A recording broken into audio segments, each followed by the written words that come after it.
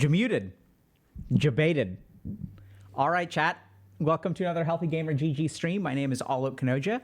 Just a reminder that although I'm a psychiatrist, nothing we discuss on stream today is intended to be taken as medical advice. Everything is intended to be for educational and entertainment purposes only. If y'all have a concern or question, please go see a licensed professional. Happy Wednesday, everyone. How y'all doing? Chat doing okay today? Vibing? Hello. I see we have Pepe nods, etc. Not so good. Sorry to hear that, rock and roll. Hopefully the rest of your day will be better and tomorrow will be a better day. Can confirm am alive. Awesome. Mavis Biggle. My favorite thing about Twitch chat is the names. Because, you know, we've got, you know, you can only have so many unique names. So we start to see interesting permutations. Night Vision 91, nice to see you in chat, Night Vision.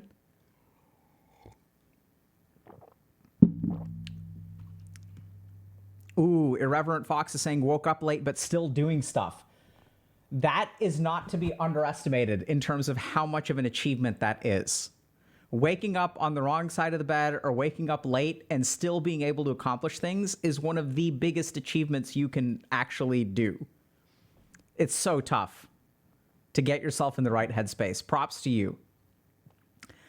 So a couple things to talk about. So we are actually halfway through our third week of the Swap It Challenge.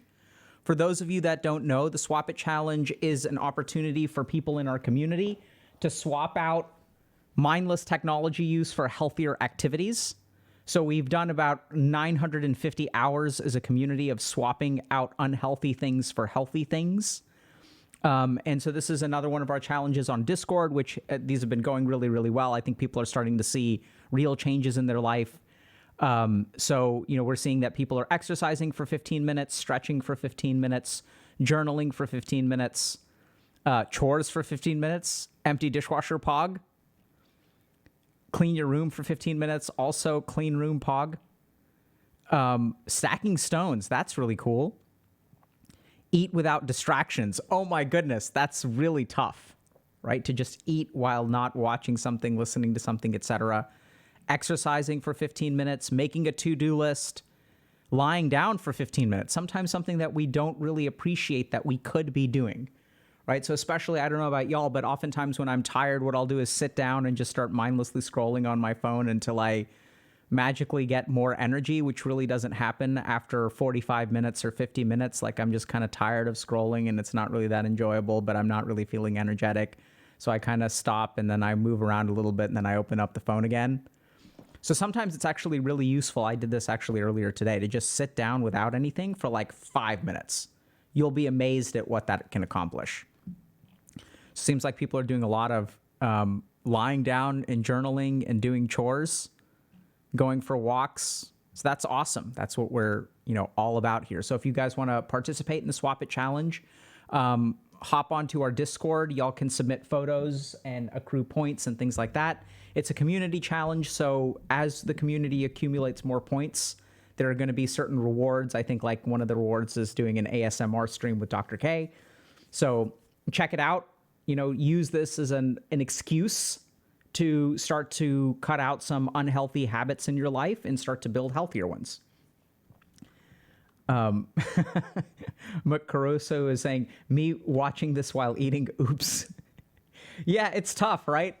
So like the big irony of being here at HG is that we're trying to help people develop healthier technology habits through technology usage, which is challenging. But I think that's the big irony, is that, you know, technology is a tool, and when we use it properly, like fire, it can accomplish amazing things, like we can cook food and smelt metal. But when we use it inappropriately, i.e. like, you know, start a forest fire, burn our house down, etc., like that's a problem. And so what's happening with technology is I think that we've gotten so good at using it without understanding how to use it safely. And so people start to run into trouble. Yeah, so for those of y'all that are participating, strong work. For those of y'all that are on the fence, feel free to give it a try. It's a pretty low commitment. It's just about doing what you want to do and helping y'all with some behavioral anchors to help you kind of like build healthier habits. So check it out. We have a cool announcement today. So starting tomorrow, we're going to be doing an additional stream. So for a long time, people have been wondering a little bit about what group coaching is. And we realized that while we demonstrate in some degree what individual coaching is like in terms of what we do on stream, the individual coaching experience is actually quite different from what we do on stream, but it sort of showcases some elements of it. We realized that for a long time, we actually haven't demonstrated what group work looks like. So what we're actually going to be starting tomorrow is something that is similar to group coaching, but specifically focused on content creators. So we've got 6 awesome content creators. They are Miss Ashrocks, Ruby True, Smirky, Zerg Girl, Metric Seconds, and Zell. And what they're going to be doing is we're going to be doing a weekly kind of like something between coaching and a workshop where we sort of cover a lot of topics related to streaming and being a content creator. But what we really want to demonstrate is the strength of sort of this coaching model, which is not pure education, where it's like, let's sit here and just listen passively to this information dump. But what I really like about the coaching experience is that it's about sharing information and then applying that information in a personalized, individualized kind of format to kind of work on your goals. And the cool thing about working with a group is that way we can sort of piece together different people's perspectives. So this is going to be somewhat similar to group coaching. It's not exactly group coaching because this is a group of content creators. This is, live streamed. The kind of curriculum component is going to be different from the rest of group coaching because it's going to be focused on content creators. And at the same time, we wanted to showcase the value of a peer support or sort of peer coaching model that is also facilitated by a facilitator. So if we look at the range of, peer kind of support or peer education, peer facilitation sort of models, there are some that are purely peer-led and some that are facilitator-run. And in those kinds of situations, we kind of want to show y'all what that'll be like. We're not entirely sure what that's going to end up like, but we're going to be covering a lot of topics that are very, very common to content creators, right? So we're going to be sort of like talking about things like burnout and sort of the relentless drive to create content, setting healthy boundaries around, like media engagement, toxicity, sort of developing healthy relationships as a streamer. So we're going to be covering a lot of different stuff that we've kind of learned through our content creator coaching program. And we're going to be supporting 6 awesome creators and hopefully helping them sort of build better, happier kind of lives, right? Where they're more productive, they're kind of more content, and we'll see what it shows. So if y'all are interested in that, it's going to be an additional stream. We're going to start actually tomorrow at 4:30 Central Time. So Thursdays at 4:30 Central Time, and it'll run for about 8 weeks. Got it? Questions? Sound cool?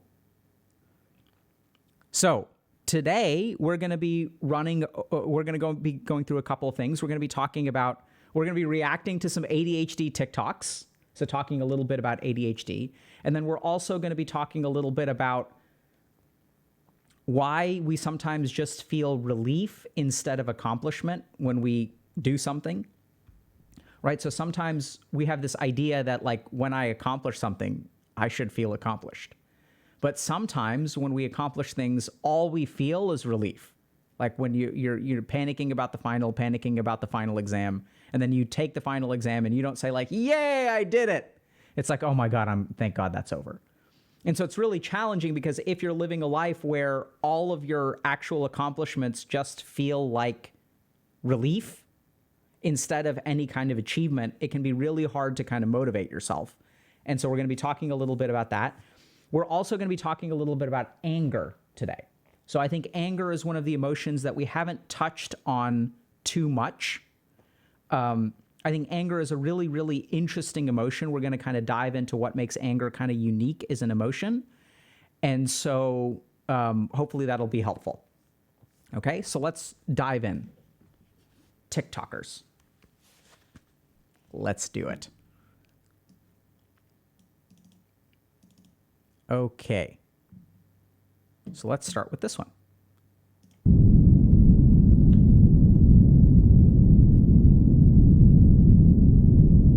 Did y'all see that? We can start over.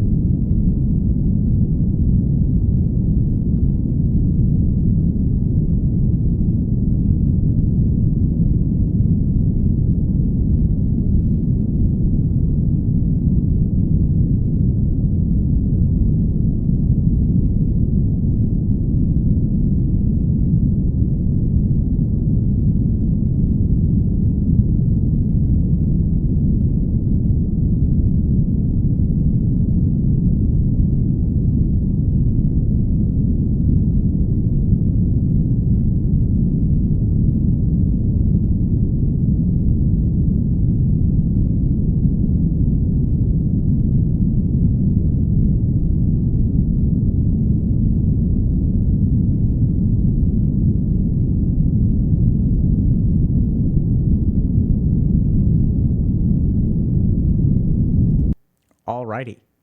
So I'm seeing that people are having different kinds of responses to this, right? So this is kind of an interesting perspective on ADHD. People kind of call this, I think, white noise, or even like warm brown noise is one of the terms. And so one of the things that is kind of interesting is that when people make TikToks like this, they'll say that this has been scientifically proven to be effective. And for some people, we're seeing a variety of different responses. Some people are feeling very, very different. Some people are feeling not different at all. Some people actually feel like this is troublesome because it actually triggers their tinnitus-like symptoms, or reminds them of tinnitus or tinnitus. And so I'd love to talk a little bit about, how scientifically valid this is and actually what's going on, because this is a really interesting principle of ADHD. So it turns out that this has some scientific validation. So neuropsychological and neurophysiological effects from white noise in children with and without ADHD. So this is a really interesting paper. It's in the public domain. Y'all can access it yourselves. But it is interesting because people have done studies on the effect of white noise for people with ADHD. And what they sort of discovered is that sometimes white noise can help people with ADHD. And the reason for that is really fascinating. So if you take someone with ADHD, what you find is that their ADHD symptoms fluctuate with the environment. And the more boring of an environment, the less stimulus you have in the environment, the worse the ADHD becomes. So I'll give you all kind of a simple example. If I take a kid with ADHD, and if I take two kids with ADHD and I put one in a room with a chair and absolutely nothing else, and I take another kid and put him in a room with a chair and some toys and some other things, let's say it's like a 7-year-old kid, we'll see that these kids behave very, very differently. And generally speaking, the less stimulus, so when we get it into very, very low stimulus environments, those kids will be fidgety more. They'll have difficulty paying attention. And essentially, there's a theory that suggests that there's an optimal level of function for kids with ADHD, and they will stimulate or create different kinds of stimulus by moving around or making noises or wandering around or exploring things to try to get their threshold up to an optimal stimulus level. And if you provide appropriate stimuli, then the ADHD behaviors will actually go down. So the interesting thing about the white noise kind of perspective, or warm brown noise or dark brown noise or whatever you call it, is that there is some scientific evidence that some amount of increased stimulus will actually help people with ADHD focus more, because you're sort of getting out of that low stimulus period where the ADHD is looking for something to kind of jump into. Now, the interesting thing is that this can be contrasted with too much stimulus. So we're going to take a quick look at what that looks like. Okay, so let's take a quick look. I'm starving. Let's go to the kitchen, get some food. Let's see, kitchen. Let's go in the fridge. I still didn't put away the rest of the groceries. Okay, let's get that done quick. I'm starving. Bread. Let's grab the bread. Maybe I'll eat bread. I forgot tortillas again. I want a quesadilla. Okay, whatever. I'll get them next time. What's that one song? It's just so boring. What's next? What's next? Could make a smoothie. Smoothies are really good. Is that bowl still sitting there? Okay, I let's wonder go how long fix it's been that. sitting there. Oh, and look at those So pretty like notice flowers. what's Those happening are here is so this person nice. moves I around, think I could use right? some They're water, though. increasing the That's a amount lot. of stimulus that they have access to. Don't drop Their it. mind is moving towards Wonder different if this things. didn't break. Is the vase even glass? Okay, maybe it didn't break it. Don't get They're any kind of of having those. trouble focusing, right? They're doing a little bit of this and a little bit of that. Don't miss. Don't miss. Don't Such miss. Gross feeling. Water. Perfect. Oh, How can she think of so does many that trains only of thought one at to once? left? That's Why do I do actually this the every time? challenge, is that I it's forgot not to really focus so on many it. trains of I thought at need to do once. that. Write it down, It's write it down, actually write it down, highly, write it down, highly write it down, fluctuating write it thought. down, write it down, write it down. I wonder what the etymology of the word pills is. I'm an orthodontist. It's Greek. Nice. Gotta do Oh, that. print form before Meeting. Don't forget the I meeting. have that meeting soon. I should really go and get ready for that. So much work. Maybe it comes from the Latin word pilla. That would I feel make like I'm sense, forgetting right? something. Flowers, flowers. I need to go and put the flowers Right, back. so I feel like I'm forgetting something. So this is like another good example of this stimulus balance. So what I found working with people with ADHD is that if you're understimulated by your environment, your mind will start to wander and you'll try to create self-stimulating kind of things. So you'll wiggle around, you'll fidget, you'll get distracted, stuff like that. And so the research on things like white noise suggests that what you can actually do is if you're understimulated, what you're going to do if you have ADHD or sometimes, is that you'll create other stimuli for yourself to get to your optimal level. The interesting thing is that if you go above the optimal level, you have what we see in this next TikTok, which is an overstimulated environment, where as you're getting, okay, I'm thinking about this grocery list, I'm thinking about this, set of flowers, I got to do this, I got to take my pills, I got to unload my groceries. And so as you move around the environment, you're getting bombarded with lots of stimuli. And as you get bombarded with lots of stimuli, your ADHD symptoms can't really cope with that. And you can't focus on one thing. So if you want to sit down and do some work, what you actually find is that there's an optimal level of stimulus balance, which most people with ADHD will find. So white noise is a really good example of, upping if you're on the low end. Cleaning up your room and removing a lot of distracting stimuli is a good example of what you can do if you're overstimulated and getting distracted. But the key thing here is that it appears that through research on on people with ADHD and people without ADHD, what we find is there's an optimal level of stimulus which allows you to focus best if you have ADHD. The really tricky thing, I saw there was a question about social media and technology. What's really devastating is that we're living in a society now where technology is crippling people with ADHD. Because what happens is in the past, like let's say I'm trying to study and I'm in a library, and so as I'm understimulated, I'll start to get distracted and move around and things like that. The problem is with the easy access of technology and with how addictive technology is to the ADHD mind, it's really easy to slip into that stimulus and get caught up in it for hours at a time. So what's happening is as you try to focus with ADHD and you don't have enough stimulus, you'll reach for your phone. And then a 15-second distraction because of the way that things get populated and there's this post and that post. Even as we're looking at TikTok, I want y'all to notice what TikTok bombards me with, right? So like, even as I look at this, there's just not one thing. There's some recommended videos over here with screenshots, all right? If I mouse over them, there's like more stimulus. And what I'm going to do is I'm going to look at this, I'm going to look at this, like I'm going to look at this stuff over here, there's comments. So what's happening right now is as my mind is seeking stimulus, it finds a ton of it if I slip into technology usage. And then the problem becomes, since these platforms are so good at accommodating my shifting attention, they reward me for clicking on lots of different things, right? And then I've got this central video, which then holds my attention for a minute, and I click on this thing, and I click on this thing, and I click on this thing. So what we're sort of seeing in society is that people with ADHD are actually being like crippled. Their symptoms are getting worse.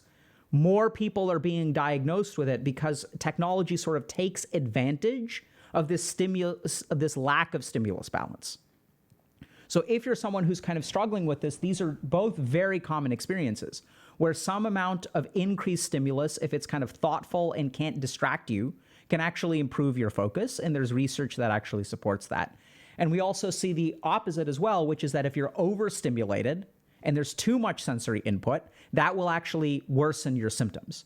So there's even research that shows that people with ADHD who operate or try to work in clean spaces are able to focus more. And there's a bunch of stuff we kind of cover this in more detail in Dr. K's guide, but about top-down versus bottom-up kind of stimulus stuff and sort of attentional control. And so both of these things are kind of true, right? Where you're overstimulated, it's going to distract you. If you're understimulated, you're going to create distractions to get to your optimal stimulus balance. So if you're in this kind of situation, it's really important to think a little bit about, okay, what's my optimal stimulus balance? And what are things that I can kind of do to increase it if I'm understimulated, but also use things that are not going to lead to further distractions like technology. What's the scientific evidence? So there's a lot of scientific evidence. It's two things that y'all can look at. One is, we took a look at this paper, which is pretty preliminary, but there seems to be some evidence to support this. So y'all can look at the optimal stimulation theory and moderate brain arousal model. Those are two models that have been studied in ADHD. And for the other side, I would look at top-down versus bottom-up attentional control studies. So those are kind of the two things that we've sort of explored scientifically, which seem to have some support. Let's keep going. Does that make sense? What's that? Okay. My brain physically won't. Man, TikTok just starts playing the second you click into it. Isn't that interesting? Okay.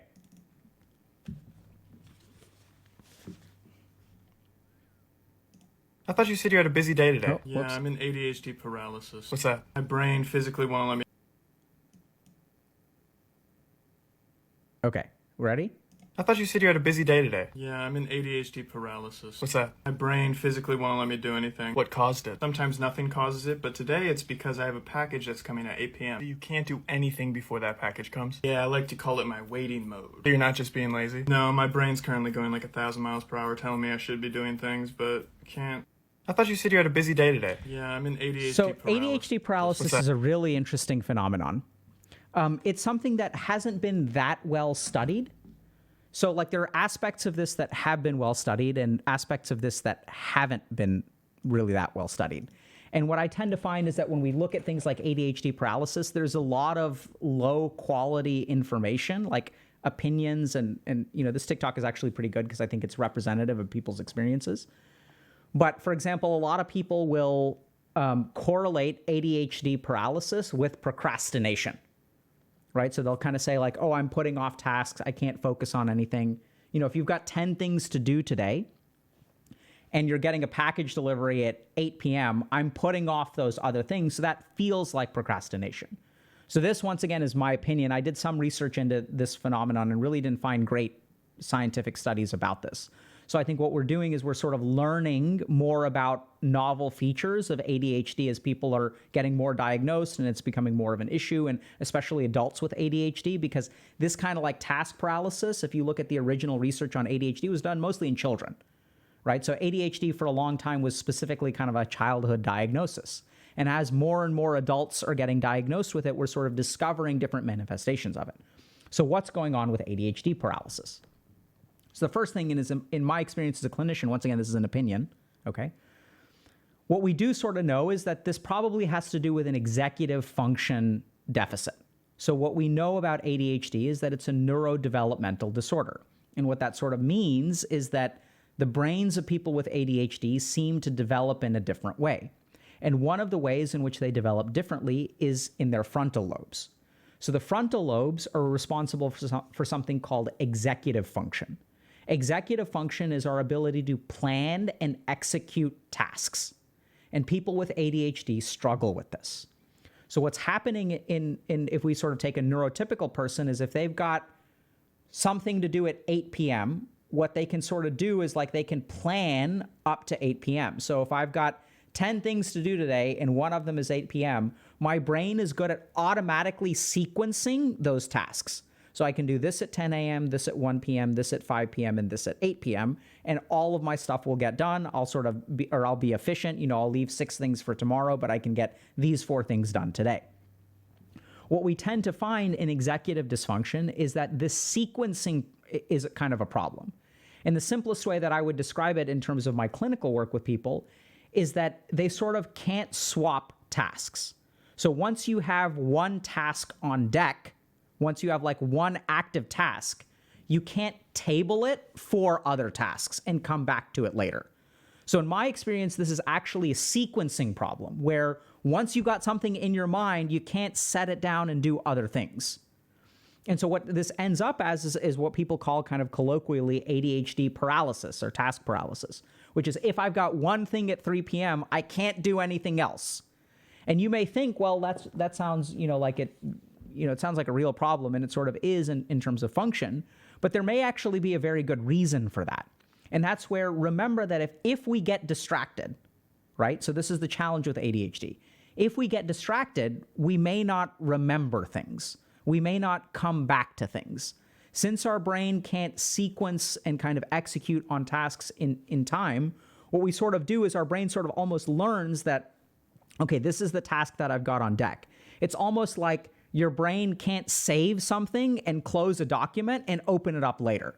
That if you come back to a task that you left alone, if you tried to close the document, it doesn't save any of the progress that you made, which is also another really, really common experience for people with ADHD, which is that they have difficulty with task completion because anytime they get distracted, when they go back to the task, they can't pick up where they left off.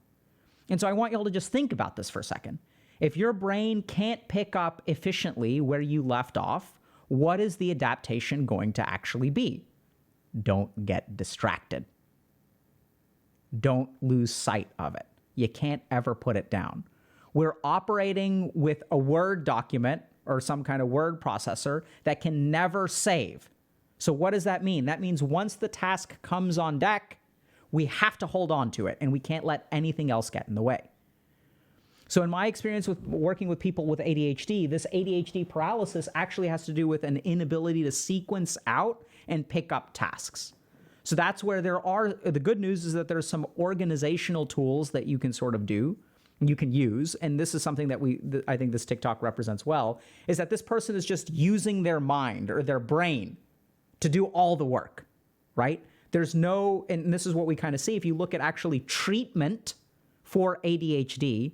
ADHD treatment is really interesting because a lot of if you look at cognitive behavioral therapy for ADHD, a lot of it is not like talking about your feelings or discussing your traumas or things like that. It's actually more education and teaching people how to build a priority list, how to kind of get organized, how to build like a task list, how to build a to-do list, how to sort of make sure that those to-do lists have time anchors and things like that, so you don't forget things, you don't end up with lateness. In our ADHD guide, which is coming out soon, for example, what we sort of focus on is helping people build to-do lists that protect against two things: forgetting tasks and being late on tasks. So any kind of organizational system that you have, if you've got ADHD, should protect against these two outcomes: is being late and forgetting, right? So stuff should be on time and it shouldn't be forgotten. So if you're struggling with ADHD paralysis, the first thing to kind of think about is think a little bit critically about whether this is the same as procrastination. Because in my experience, procrastination is putting off a task purposefully because you're avoiding something about the task. Either you're perfectionistic or there's some kind of emotion associated with it. Whereas ADHD paralysis is actually a sequencing problem. It's not that you're putting off the other 8 tasks because they're challenging in some way. It's that your brain is stuck on one task, and since that's occupying so much of your RAM, you can't shift to something else. So those are actually two very different things, and what I tend to find in people who associate ADHD with procrastination is that they're trying to solve the wrong thing, which is why their solutions don't work, and they continue being stuck in ADHD paralysis. Does that make sense? Download more RAM. Great point. So this... y'all are joking when I see drop me stuff is saying download more RAM, etc. Right? So Casvot Vax is saying download more RAM. Y'all are right that is a solution for a while. So this is also something to understand. You know what the download more RAM is the equivalent of in kids with ADHD is a high IQ. So this is what happens with kids with ADHD. They start to struggle in adulthood, especially the ones that are actually above average intelligence. Because what they do is they muscle their way through things using brute force extra resources. So imagine, for example, like I'm using a word processor and I can't save my documents. So what I'm going to do is put RAM into my computer so I can have more documents open at the same time, right? So you're like literally investing more resources in a inefficient process, which is exactly what happens with smart kids with ADHD. They just brute force use intelligence. I can't pay attention to class. So what I have to do is use cognitive reasoning, inductive reasoning, deductive reasoning to answer questions. When the teacher calls on me, I want y'all to really think about this. If you're a kid with ADHD, when the teacher calls on you and you're not paying attention, the miraculous thing is that a lot of ADHD kids know the right answer anyway, even though they're not paying attention. And how do they know the right answer? Because they look around, they're like, oh crap, the teacher called on me. They look around, they look at what's on the board. Oh, we're doing math class. I see a problem on the board. They're asking me a question. Let me figure out what the answer is. This is the answer, and you say it in 5 seconds. And the teacher's like, okay, I guess you were paying attention. No, you weren't paying attention. You were brute forcing things with extra IQ. This is actually what's really, really sad about kids with ADHD is that as they download more and more RAM, they fill up all of their, motherboard slots with RAM to try to compensate for not being able to save documents. The problem is at some point your motherboard fills up. And as your motherboard fills up and you can't brute force it anymore, you're stuck with all of this RAM and the inability to save documents. So this usually happens in adulthood for kids who are very, very intelligent and have ADHD. And they hit a wall because suddenly you can't pack any more RAM, right? Like you hit this really hard wall. And that's what's actually really devastating. Because this entire time, sometimes they'll even get IQ tested, right? You'll take this 5-year-old kid with like very high expectation parents and they'll get them IQ tested at the age of 5. Oh, the child is gifted. Your child has an IQ of 140, a bunch of expectation, extra classes, AP classes, gifted and talented classes, and the kid is struggling, because they have no hard drive. They've got no hard drive. And they're just packing in RAM. And so their life becomes harder and harder and harder. But actually, because they're so exceptional, they can manage it up until a point. But at some point, you got to have a hard drive. You got to have disk space.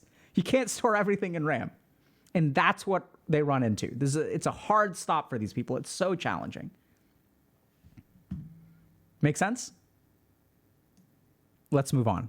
Great point. I love the meme-ish comments. Y'all don't realize like how epic your comments actually are.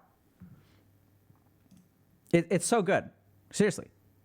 You and everything all of the time. 3 looks. I got 3 looks. And that's it. Could I interest you in everything all of the time? A little bit of everything all of the time. Well, look who's inside again. CEO entrepreneur. I got 3 looks. Let's watch that And that's again. it. Could I interest you in everything Talking too all fast? of the time? Absolutely. A little bit of everything all of the time.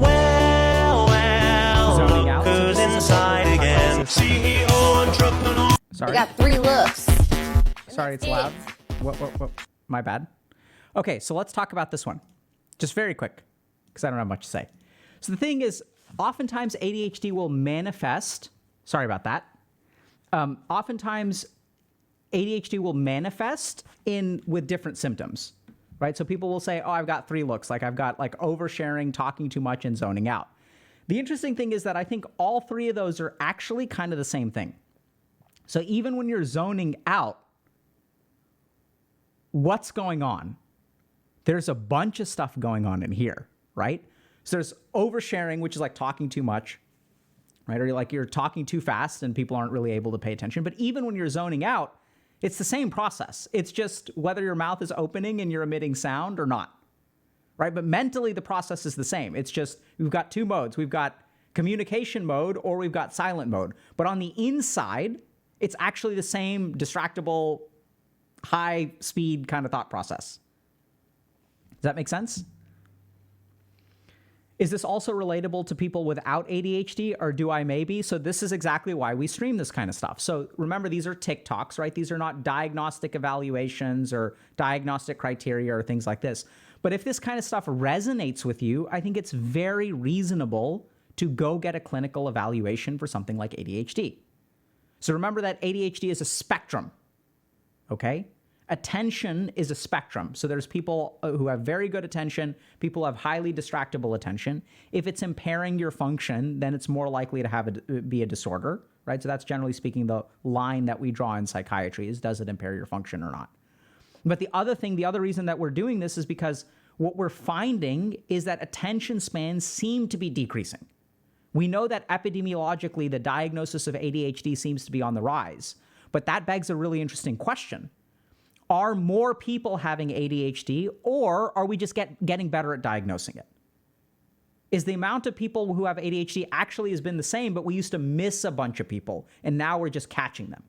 So the diagnosis rate is increasing, but it's a little bit fuzzy. Is it because is there more awareness of it, or is something happening in our society? Is something in the water? Is something happening with technology that is making us more ADHD? And I suspect that the answer is actually a combination of both. And that if you look at things like the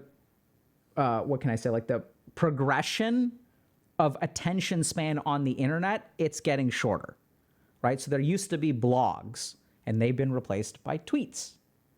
And now it's kind of funny because we've gone so far on that side that now that we have twitlongers, and on Twitter, we'll have like these Twitter threads, right? 1 out of 9, 2 out of 9, 3 out of 9. So you're kind of swinging back the other way. If you look at things like, YouTube videos used to be whole videos. And then we had Vines for a little while, and then we had video essays and things like that. And now we're moving towards YouTube Shorts, Twitch clips, TikToks, things like that. Shorter form content. So probably, I suspect that it's actually due to technology, but I also think we're getting better at diagnosing it. So if this stuff resonates with you, I highly encourage you to, go get evaluated. Because ADHD, here's the other thing, clinical opinion here, but in my experience, ADHD is the most overdiagnosed and simultaneously the most underdiagnosed psychiatric illness. What does that mean? How can something be overdiagnosed and underdiagnosed? It's because we miss ADHD in a lot of people. It's underdiagnosed because we have the smart kids who compensate, right? So they have ADHD, but since they compensate with IQ, we miss the diagnosis. The other reason that it's overdiagnosed is that there's studies that show that, for example, the more kids in a classroom, the more likely they are to get diagnosed with ADHD. So when you have other kinds of attentional problems, when you've got, parents who, for example, don't teach their kids to sit down and study, and they go to school and they don't have enough individual support, they'll get diagnosed with ADHD, started on medication, and sent out the door. So we get a lot of misdiagnosis, overdiagnosis, and a lot of underdiagnosis.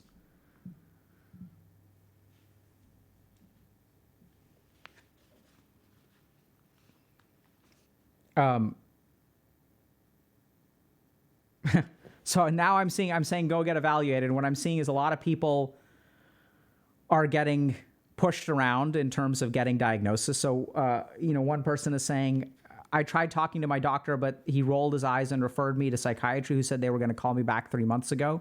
So I would follow up, right? So I think this is what's really challenging, is that there's a lack of mental health resources and professionals based on the size of mental health problems. Someone else is talking about, being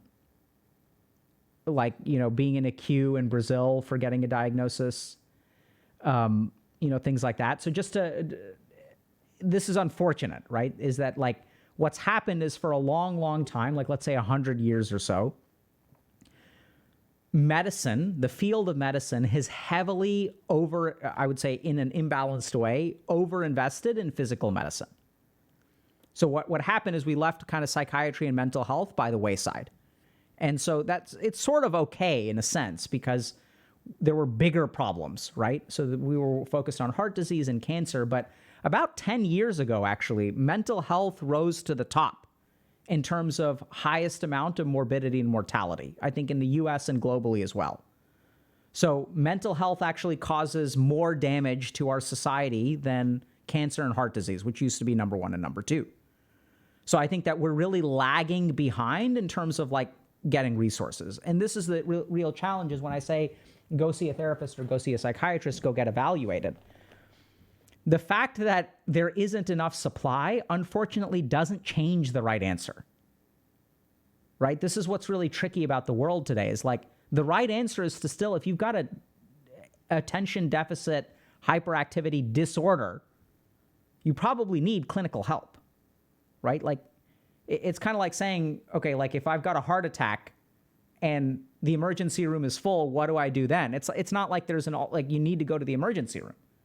This is a systemic problem. It's a fault of society that these wait lists are so long, that so many countries have poor understanding about mental health, that we're under-resourced to deal with mental health. And like, it sucks to be alive in this kind of world where you need services and they're not available, right? But the truth of the matter is that like, you still got to get evaluated if you're concerned you have ADHD. If it takes 3 months, if it takes 3 months. That's the kind of thing where as a clinician, I can tell you it's going to drastically alter getting mental health treatment early, drastically alters your course in life. 3 months may feel like a long time, but we know this in terms of, for example, early interventions for schizophrenia. Or if you can catch it early, you can actually substantially alter the course of this person's life. You can help them graduate from college. And then a college degree allows you to get different jobs. Different jobs allow you to form different kinds of relationships, allow you to build a life that's worth living. So early intervention is really important. So I know it can take a long time. I'm sorry that y'all are in that situation. I wish I could do more, right? We're doing what we can in terms of AOE, but go see a professional even if it takes a while and stay on top of it because this could be really important. But people are saying it's too late. It's never too late. I mean, maybe it is too late one day, but I generally don't think that it's too late. Because I've diagnosed adults with ADHD at the age of like 30 or 35 or even 50, and it can still be quite impactful in their lives. All right. What people think hyperfocus is. Hey man, you want to go waste some time? No, not now. I'm hyperfocusing. Wow. I gave up on that problem hours ago. Incredible. Hyperfocus can seem like a superpower. What hyperfocus actually feels like. Hey buddy, you've been at it for a while.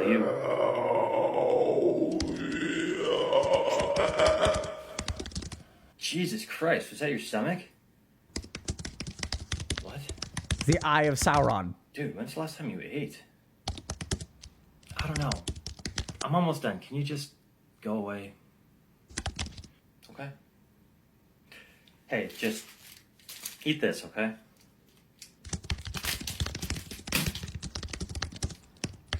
What people think hyperfocus is. Yeah, dude, that's devastating. So, this is something that's going around nowadays, is this concept of hyperfocus. So what people tend to find is that even if you have ADHD, you're able to enter periods of intense focus on a particular thing. Now, some studies have sort of hypothesized that this is similar to the flow state. I think there's a lot of merit to those. And I've worked with people who have ADHD who have entered periods of hyperfocus that have been very, very productive. There are different perspectives, though. And one is we're going to talk about something called perseveration. So perseveration is the inability to shift your attention. So this is something that people sometimes forget about ADHD, is that it's an attentional disorder. It's not necessarily an inattentional disorder. Okay, so it's attention deficit, hyperactivity disorder or attention deficit disorder. So there are two dimensions of attention. One is the ability to get distracted or not get distracted, right? One is the ability to focus on something and not lose sight of, or not get distracted by something else. That's what we usually think about. So if we watch the earlier TikTok about the girl kind of walking around and getting distracted by 1,000 things, we think about the inability to hold your attention in a particular place is what ADHD is. There's another side to that coin, which is perseveration or hyperfocus, which I still sort of think of as a problem, and we'll talk about that in a second, which is the inability to let go of something. Because here's the real problem with hyperfocus, is that it's generally speaking not controllable, right? That's where what I tend to find in when I work with people with ADHD is that they're looking to harness that in a consistent way, right? They're like, oh, if I can just hyperfocus, then everything would be so awesome. If I could hyperfocus every day, everything would be great. I just need to figure out how to hyperfocus better, hyperfocus better, hyperfocus better. But the whole challenge of hyperfocus, if you have ADHD, is that you can't control it. right? So you're like looking for this thing every once in a blue moon, like it shows up and you hyper-focus on your exam and you get a bunch of programming done and stuff like that. I've worked with like engineers and stuff at very prestigious firms, like developers, right? And they're like, oh, if I can harness it, like sometimes I'll show up at 8 p.m. and then I'll hyper-focus through the night and I'll get all of my coding done for the whole week. And they go around trying to chase these kinds of hyper-focusing episodes. So this is the kind of thing where I think it's kind of tricky, because is this perseveration? Is it a sign of illness, or is it like useful? And that's where like I want y'all to remember that there are features for diagnosable psychiatric illnesses that can actually be beneficial. And generally speaking, when we think about diagnosable psychiatric illnesses, part of the reason that they exist is because they are a hyperactivation of a useful feature. Another good example of this is something like hypomania. So hypomania in bipolar disorder allows people to be functional with like 2 to 4 hours of sleep a night. So what we tend to see is that people who are like functional with 2 to 4 hours of sleep a night can accomplish amazing things until the hypomania crashes into a depressive episode. And then for 6 months, getting out of bed is a struggle. So hyperfocus can be useful. Some people can sort of align it in kind of a productive way. But generally speaking, what I tend to find is that if you have a choice between, random periods of hyperfocus on random tasks too, because you can't necessarily hyperfocus on what you need to hyperfocus on.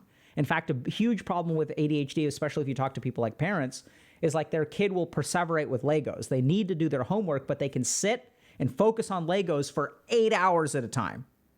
Or they can play Minecraft for 14 hours at a stretch without food or water or whatever. And so like, if you could shift that to studying, imagine what you could accomplish. And there are people who are able to sort of, find some happy medium there. But generally speaking, I think this is a more accurate representation of hyperfocus. Is if you look at, these different kinds of blogs and stuff like that, they'll talk about, like harnessing hyperfocus for your optimal productivity and like accomplish, like make $6,000 an hour if you just like hyperfocus properly, right? And take these nootropics and buy my book, by the way, and use these supplements that'll enhance your hyperfocus with ADHD. Pay me money, and the dream that you crave will become true. You can hyperfocus whenever you want. And there's a part of that may be real, right? There's a part of that about cultivating hyperfocus, cultivating the flow state, which is probably somewhat similar. But we've got to be really careful, because sometimes this can really cross over into perseveration. And in my experience, hyperfocus is more like winning the lottery than it is about, having a salary. It's like every now and then the stars align and you can do a lot, but it's just not there's just a lack of consistency to it. So this is what's super challenging about it. So, this is the kind of thing where when I work with people who struggle with any kind of diagnosis, there are oftentimes certain parts that are advantageous, which I know sounds kind of weird. And it's fine to try to cultivate those parts and sort of emphasize those parts and things like that. But this is also the kind of thing where you got to be a little bit careful. I mean, if you try it for a while and it's really not working, then I'd recommend something else, right? Instead of trying to make the stars align over and over and over again, maybe get some treatment, maybe do something about it, maybe alter, your focus on building your attention, meditate more, build your executive function so that you can control your attention a little bit better. So all the kind of treatments or other kinds of supportive things that you can do can still be helpful. Questions? Ginger Tonic is saying, not me hyper-focusing on the stream while I plan to clean my house. Absolutely, right? This is the challenge. I want to play games, but got distracted by the stream. I don't know if that's a win or a loss for you.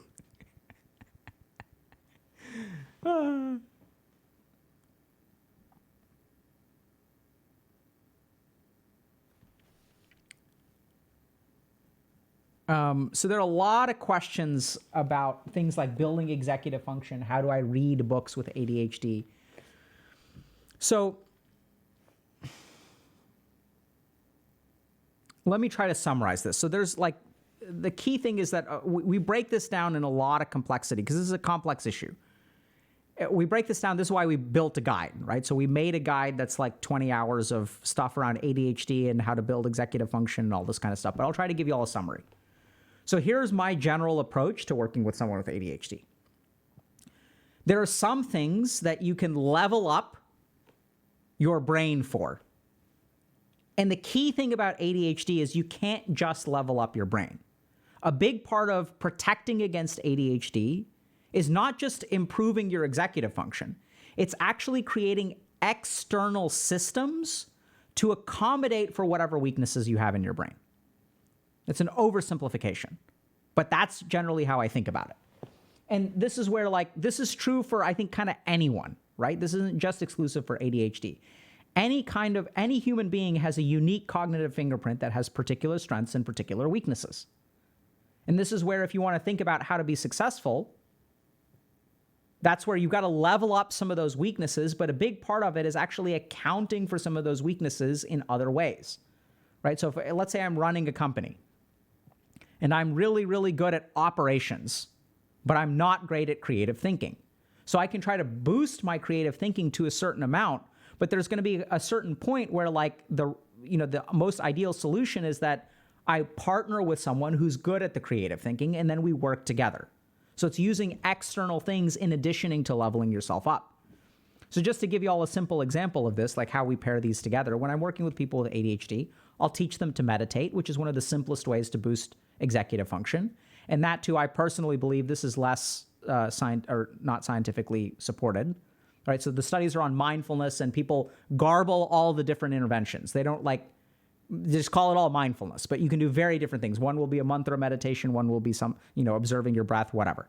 So in my experience, particular meditations are more effective for attentional problems compared to depression or anxiety or whatever. So you can use meditation to boost your executive function, but a key part of that is also like getting organized, learning how to prioritize, building a to-do list that protects you from getting distracted, right? So it's like using notifications and calendars and things like that. So you don't have to level up your brain so much that some of it you can actually like gear up on the outside, right? There's like the stats that you level up, and then there's the gear that you equip. And the damage that you do, or, the power of your heals or things like that, all that stuff is a combination of stats plus gear. And when it comes to figuring out your ADHD, that's the attitude that I take. That's the approach that I take. Some stuff you've got to level up, but some stuff you've got to externally gear, and it'll do the work for you. And the problem is that a lot of times with people with ADHD, all they want to do is level up. They're running around like deprived, running around with a loincloth with no weapons and just jacking up their strength stat as much as they can so they can start, punching people in a video game. And it's like, at some point you want to equip a weapon if you want to increase your DPS. Like, you can jack up your stats as much as you want to. It's just not gonna be that efficient. And when we see real progress, and this is where, if you look at the evidence-based psychotherapies that we have for ADHD, a lot of it is actually not about leveling yourself up or doing any kind of internal work. A lot of it is about gearing up properly. People are saying soul level 1. Yeah, you could do that too, right? Does that make sense? Good question.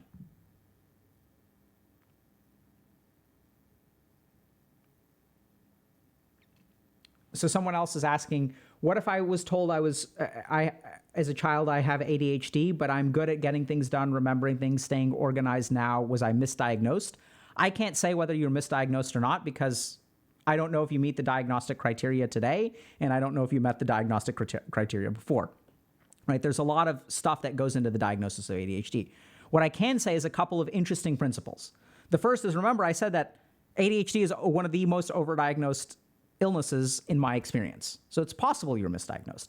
The other thing to remember is that ADHD can, generally speaking, small percentage of people, we're talking 25% of people or less, will grow out of ADHD. So remember that ADHD is an executive function deficit. And the executive function comes from the frontal lobes. And the frontal lobes develop until you're about 30 or 32. So what we tend to find is that as people grow up, they can look like they have ADHD before, but as their frontal lobes develop, they can essentially, quote unquote, grow out of it. The unfortunate thing is that as you really look at good epidemiologic studies on what percentage of people grow out of it, unfortunately, it's the minority of people. So were you misdiagnosed? I don't know. You could have been misdiagnosed. You could have been someone who was appropriately diagnosed but grew out of it because your frontal lobes developed. Or you could be someone who still neurodevelopmentally has ADHD but has developed the appropriate compensatory mechanisms. You've geared up enough to where ADHD doesn't affect you. And that's what we see in treatment with ADHD, that when you do, for example, CBT with ADHD and you help people build these, organizational systems and stuff like that, they no longer meet criteria for the disease in terms of impairment of function. So it doesn't cure your ADHD because it doesn't change your brain, but you gear up enough to where like you can do DPS fine. Great question.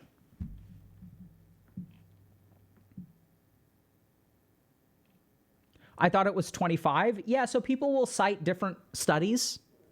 I tend to feel like 30 is appropriate. I also think that our frontal lobe development is getting delayed. So I suspect that in the next decade, we will discover that frontal lobes continue to develop in some people until even up to 35. That's a prediction I'm making. Because I think what we're seeing is the rate of frontal lobe development is slowing down or being hampered by various things like technology.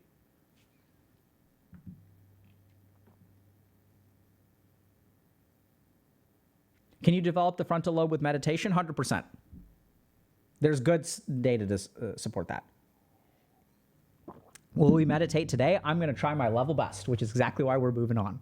I'm not going to get distracted. Chat, let's move on.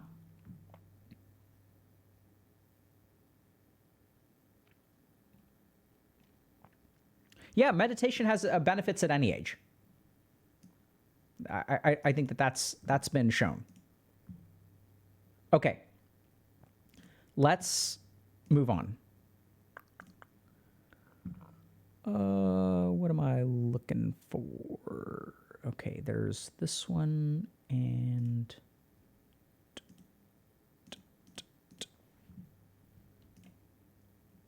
Okay. Can't find... This is another cool post I want to talk about. Okay. Next up, we're going to talk a little bit about not feeling rewarded. Okay? So, let's take a quick look. Can someone explain this? My toxic trait is that I don't feel any sense of accomplishment after achieving something, just a mild sense of relief that it's done. So, this is something that is unfortunately very, very common, where we have things to do, it's important to do those things, and you could even argue that doing those things is an achievement, right? So, for example, completing a class and passing your final exam is an achievement. I should be proud of myself for finishing the semester. Yay for me. But that's not how we feel. Right? All we feel is relief. There's not any sense of accomplishment or achievement, even after we kind of have worked really hard towards it. So what we're going to do is explore a little bit. We're going to explore kind of 3 hypotheses about why this happens, how we get into this way, and also a couple of things to do about it. Now, the first thing that I want to talk about is we've got to be very careful about this phrase right here. Toxic trait. So oftentimes when we struggle with something, we will assume that this is not something that is actionable. Like a trait or an aspect of my personality is not changeable or malleable. But it turns out if we look into what is the differential diagnosis, and I don't mean really medically, but I'm using that term. What are the different reasons why someone would work really hard, achieve something, and feel no sense of achievement? We'll discover why you may fall into this. And if we can discover why people fall into this, we can actually start to change it. So let's talk a little bit about it.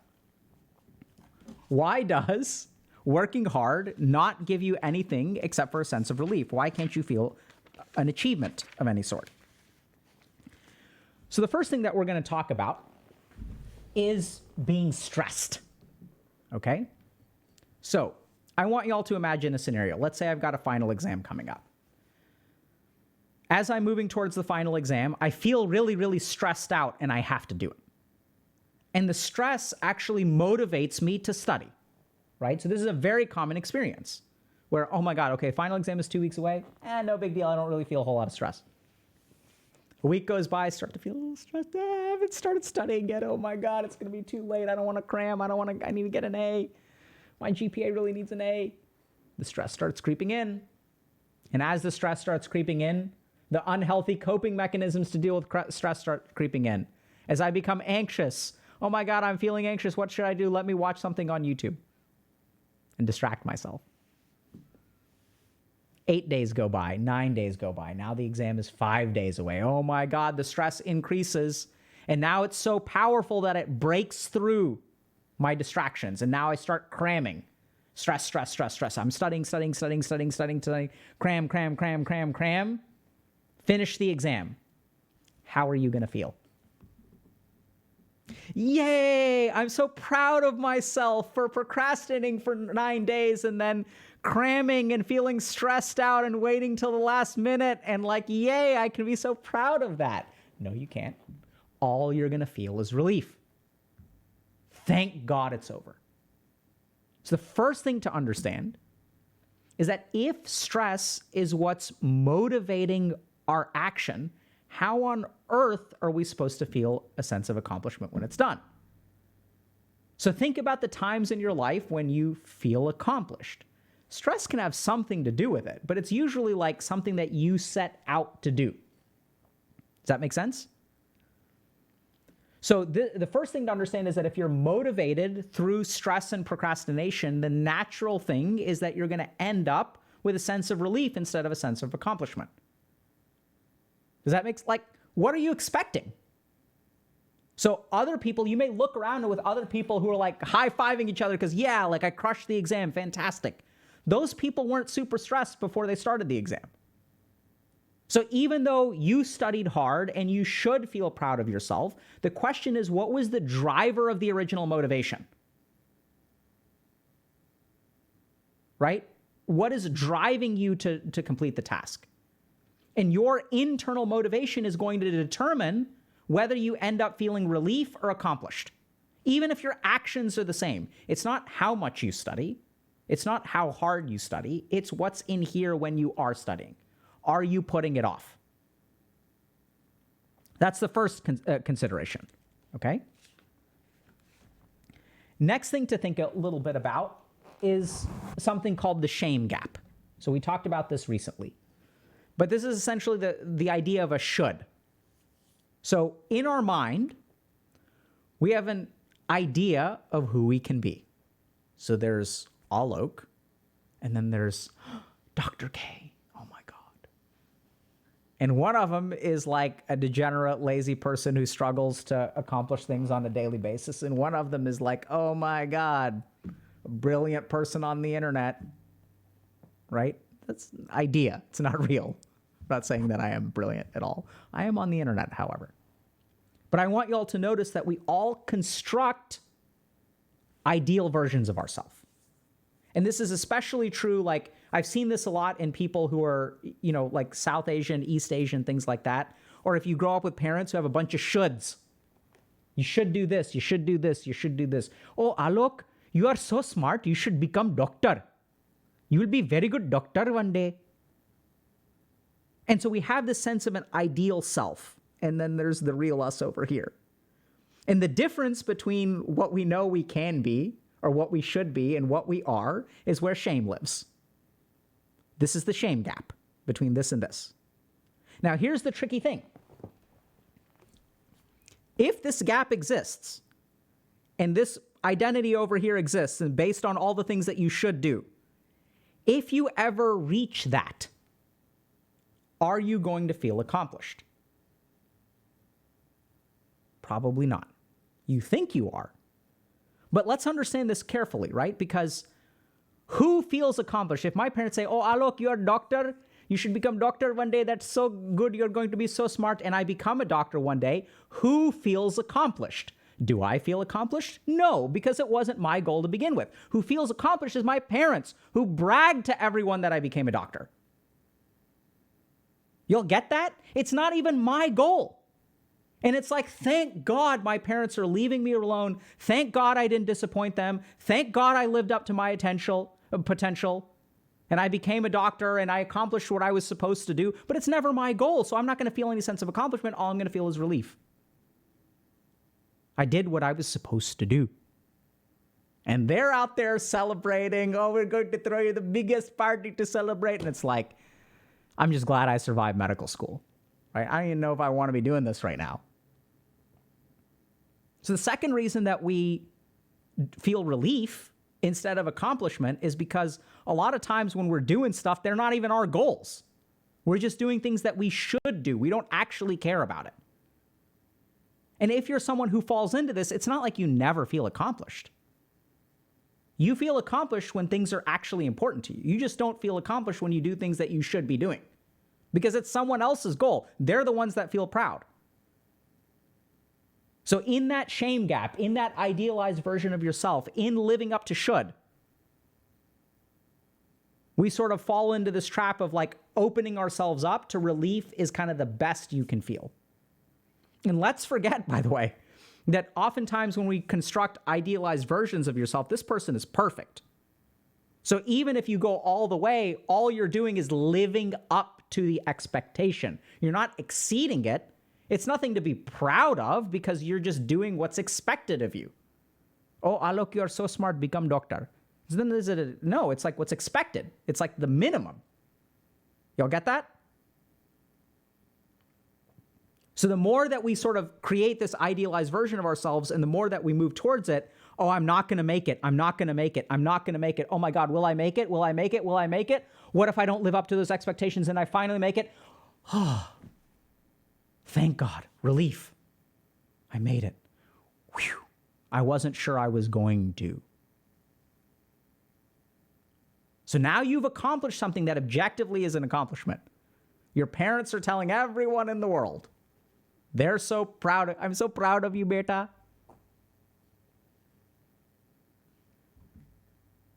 Right? And like, you're just like, oh, thank God. Second reason. Third reason, this is kind of interesting. Has to do with imposter syndrome. So this happens to people who have imposter syndrome. So let's do a quick review of what imposter syndrome is. So people who have imposter syndrome feel like they don't belong. Feel like something funny has happened. The universe they got lucky and they wound up somewhere where they really don't belong. So I experienced this for a little bit when I started my internship at Massachusetts General Hospital. So MGH is one of the best hospitals in the US, et cetera. Harvard Medical School teaching affiliate, #1 in US News and World Report every year or two. You know, they like trade. Well, #1 through 4 just like swap. And so I showed up at MGH and I remember being an intern and like meeting my fellow interns and holy crap, were they amazing. Like I was just stunned by how capable they are. And they're like, how did I end up here? Like, this is weird. Like, I don't belong here. Right? So this is what happens with imposter syndrome, is that people feel like they don't belong, even though they do. So as we've studied imposter syndrome more, we've discovered a couple of really, really important things about the cognitive structure of people with imposter syndrome. And there's one really important trait about imposter syndrome, is that when someone with imposter syndrome achieves something, they attribute to that success to things outside of them. So if I wound up there, it's because I got lucky. And when they look at other people's achievements, they attribute other people's achievements to their effort. This person is here because they worked really hard and they're really smart. But I'm here because I just got lucky. And so if you actually take people with imposter syndrome and you ask them when they win, when they objectively win, when they get accepted or they do a good job at work or things like that, and you ask them, how do you feel about yourself? They actually don't feel good. They think they just skirted by. They think another day has gone by and I wasn't found out.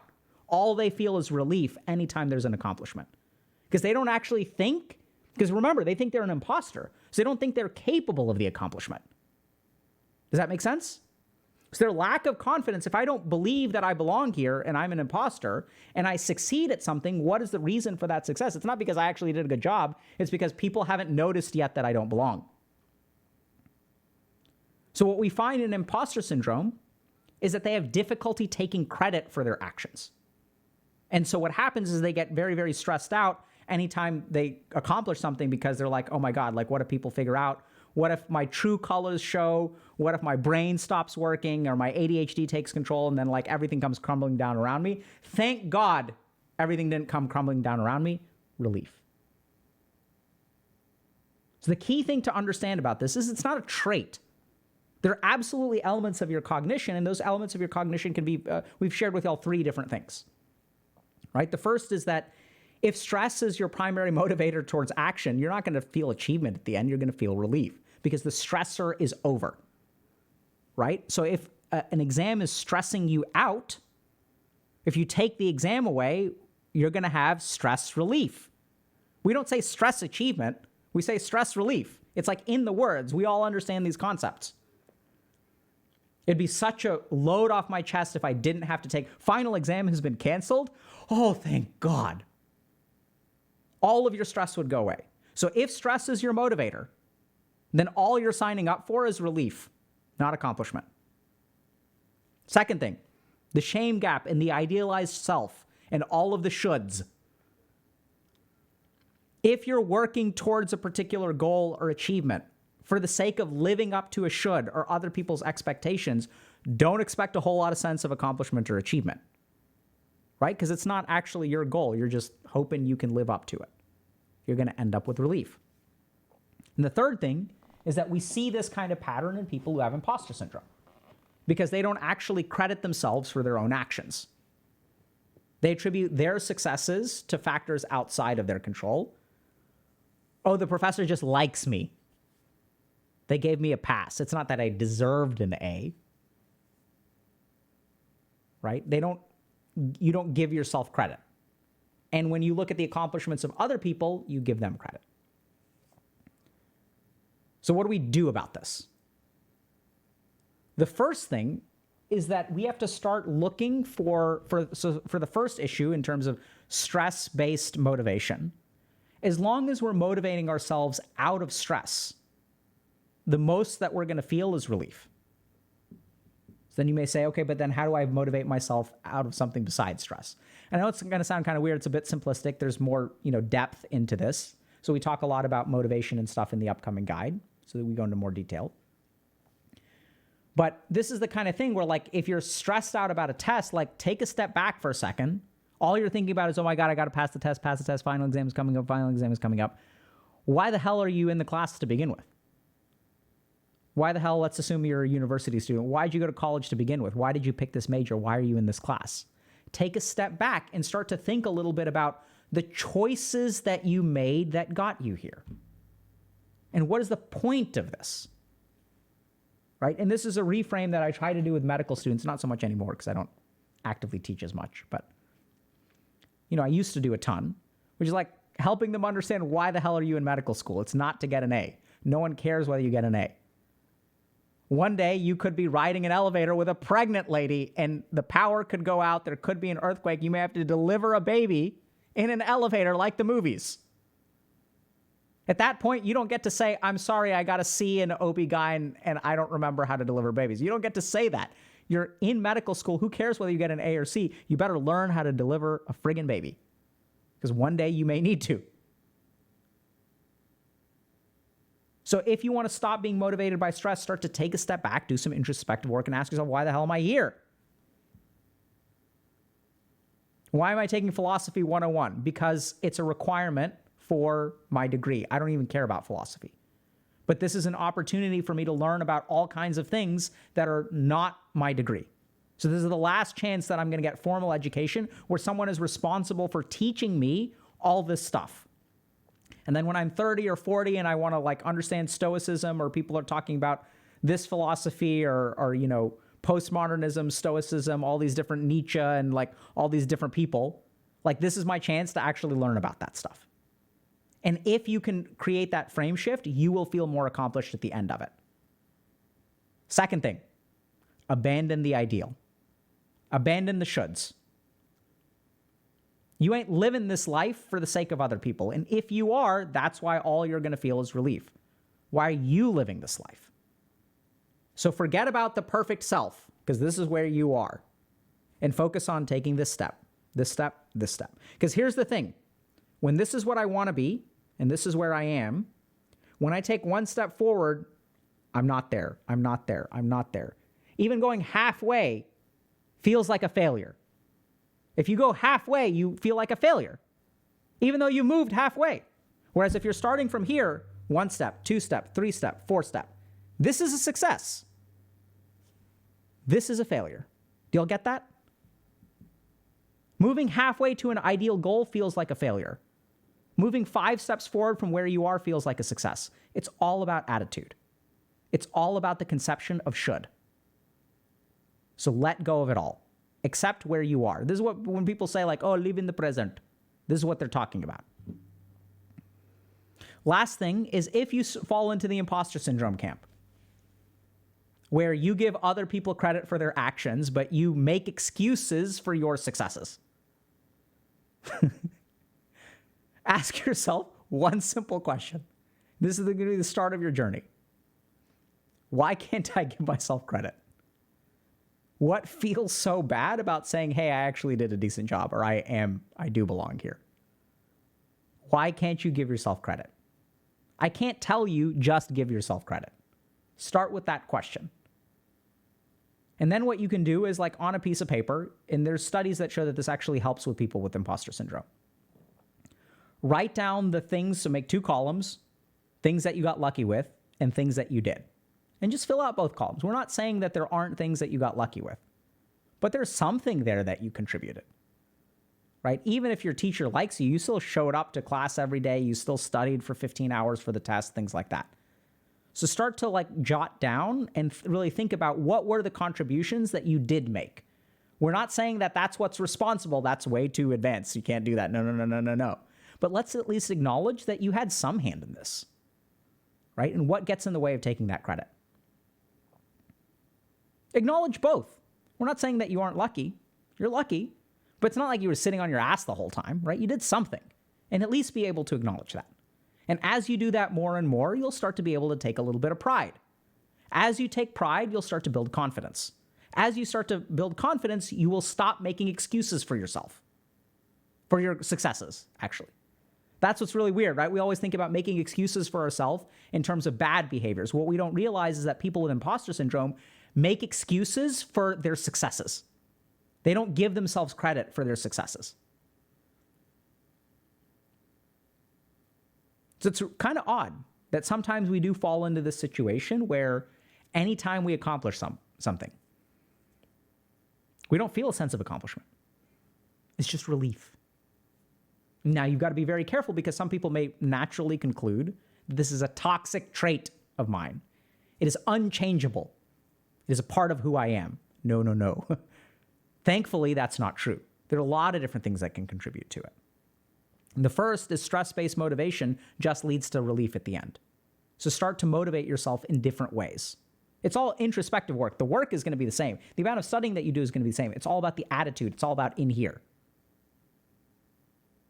Because whether you feel relief or accomplishment, whether you got an A on the test and you feel relief or accomplishment, the feeling is in here. The A's out there.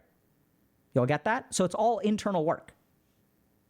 Second thing is abandon the shoulds and the ideals, because as long as you're trying to live up to something, you're never going to feel accomplished. The most that you're going to do is live up to it, right? It's moving from negative 100 to 0. Pride happens once you cross the 0 mark.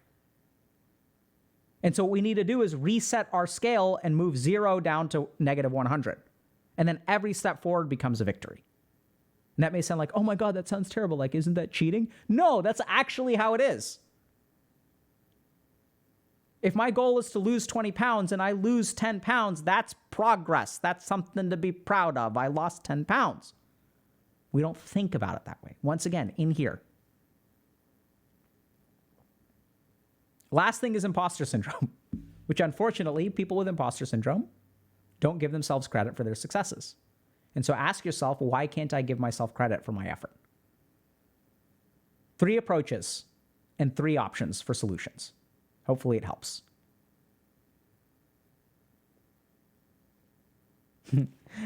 Beautiful. Makina is saying they're not accomplishments because anyone can do it. You're correct. That's what your mind tells you. So why is it that you cheer other people who do what anyone can do? All right, there's a double standard there.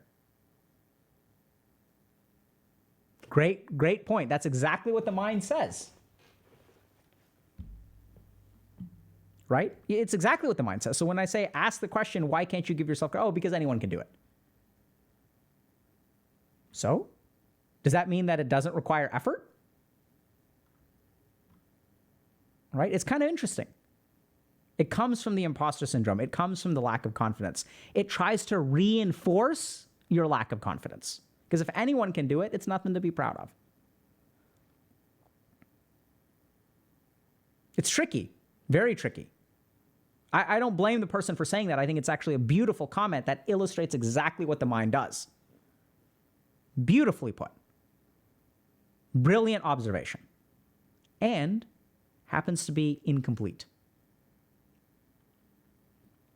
Okay, let's move on. Next one's super cool. Okay, let me just collect my voice for a moment and drink some water.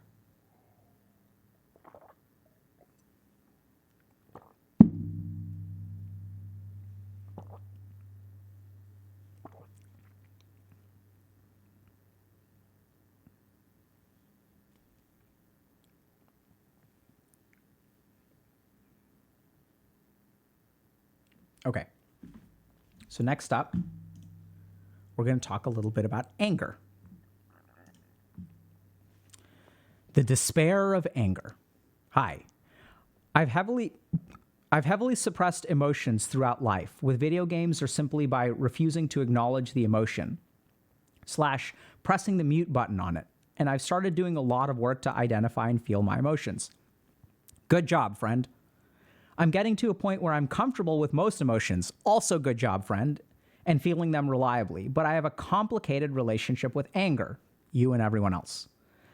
I come from a home where anger was the tyrant that made everyone miserable. And I witnessed the effects it had on my mother and sister, which made me promise myself never to feel angry. As you might guess, because our emotions are a mute all / mute none matter, that wasn't a viable strategy, and it led to a lot of pain for me. That pain continues with my relationship to anger today. I'm comfortable with the idea that I need anger as a healthy part of my life. I want to know more about it and how to effectively handle it when it comes up. But because of a lifetime of denying it, I'm always at a loss how to become comfortable with it. I sometimes still reflexively try to suppress it or deny it. And when I do feel it and allow myself to feel it, it's followed by guilt and intense self-judgment. This relationship with anger is making me feel broken and helpless in regards to the feeling like I'll be able to use it as a healthy tool it's supposed to be, and that only adds more stress on top of the negative feelings I'm already experiencing. Do y'all have any guidance on this? Kind words or thoughts are also welcome. Thank you for your time. Fantastic post. So the thing about anger is that it's different. It's different from the other emotions. We can come to accept things like sadness. Like getting in touch with your sadness is a good thing. You know, a parent who is sad is deserving of sympathy. We understand, oh, my mom or dad is very anxious about me. It's because they love me, right? That's why they worry about me. They worry because they love.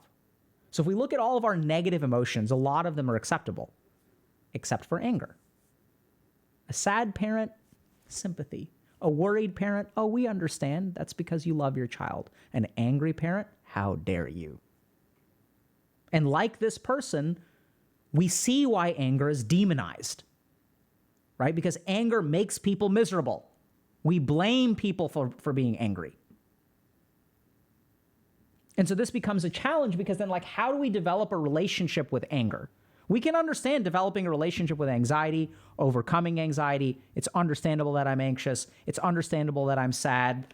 When I turn to my friends and I say, I'm having a rough day, I'm super sad today, I lost someone that I love, I'm sad. And the world is like, oh, like, let me give you a hug. But if I'm angry, What effect does that have on people around me? And if you grow up in a household where you saw the danger of anger, what happens is anger gets demonized, right? Because anger is a dangerous emotion. It's a bad emotion. Like, oh, sure, like we can get in touch with our sadness.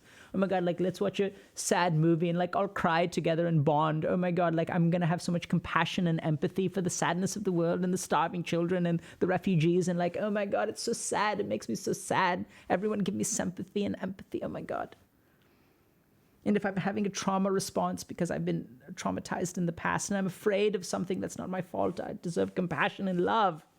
I'm afraid of this because I've been traumatized. And as I share that, I receive lots of support. But not anger. Right? And anger is kind of interesting because we also see this kind of, I'm opening a little bit of a can of worms here. But we also see in gender dynamics that anger is the one unacceptable emotion for everyone, for both genders. This is kind of interesting. Because if someone is at work and they're a woman and they're angry, they get called the B word or the C word. It's not acceptable. Is a woman allowed to be afraid? Sure. Is a woman allowed to be sad? Sure. But is a woman allowed to be angry? No, no, no.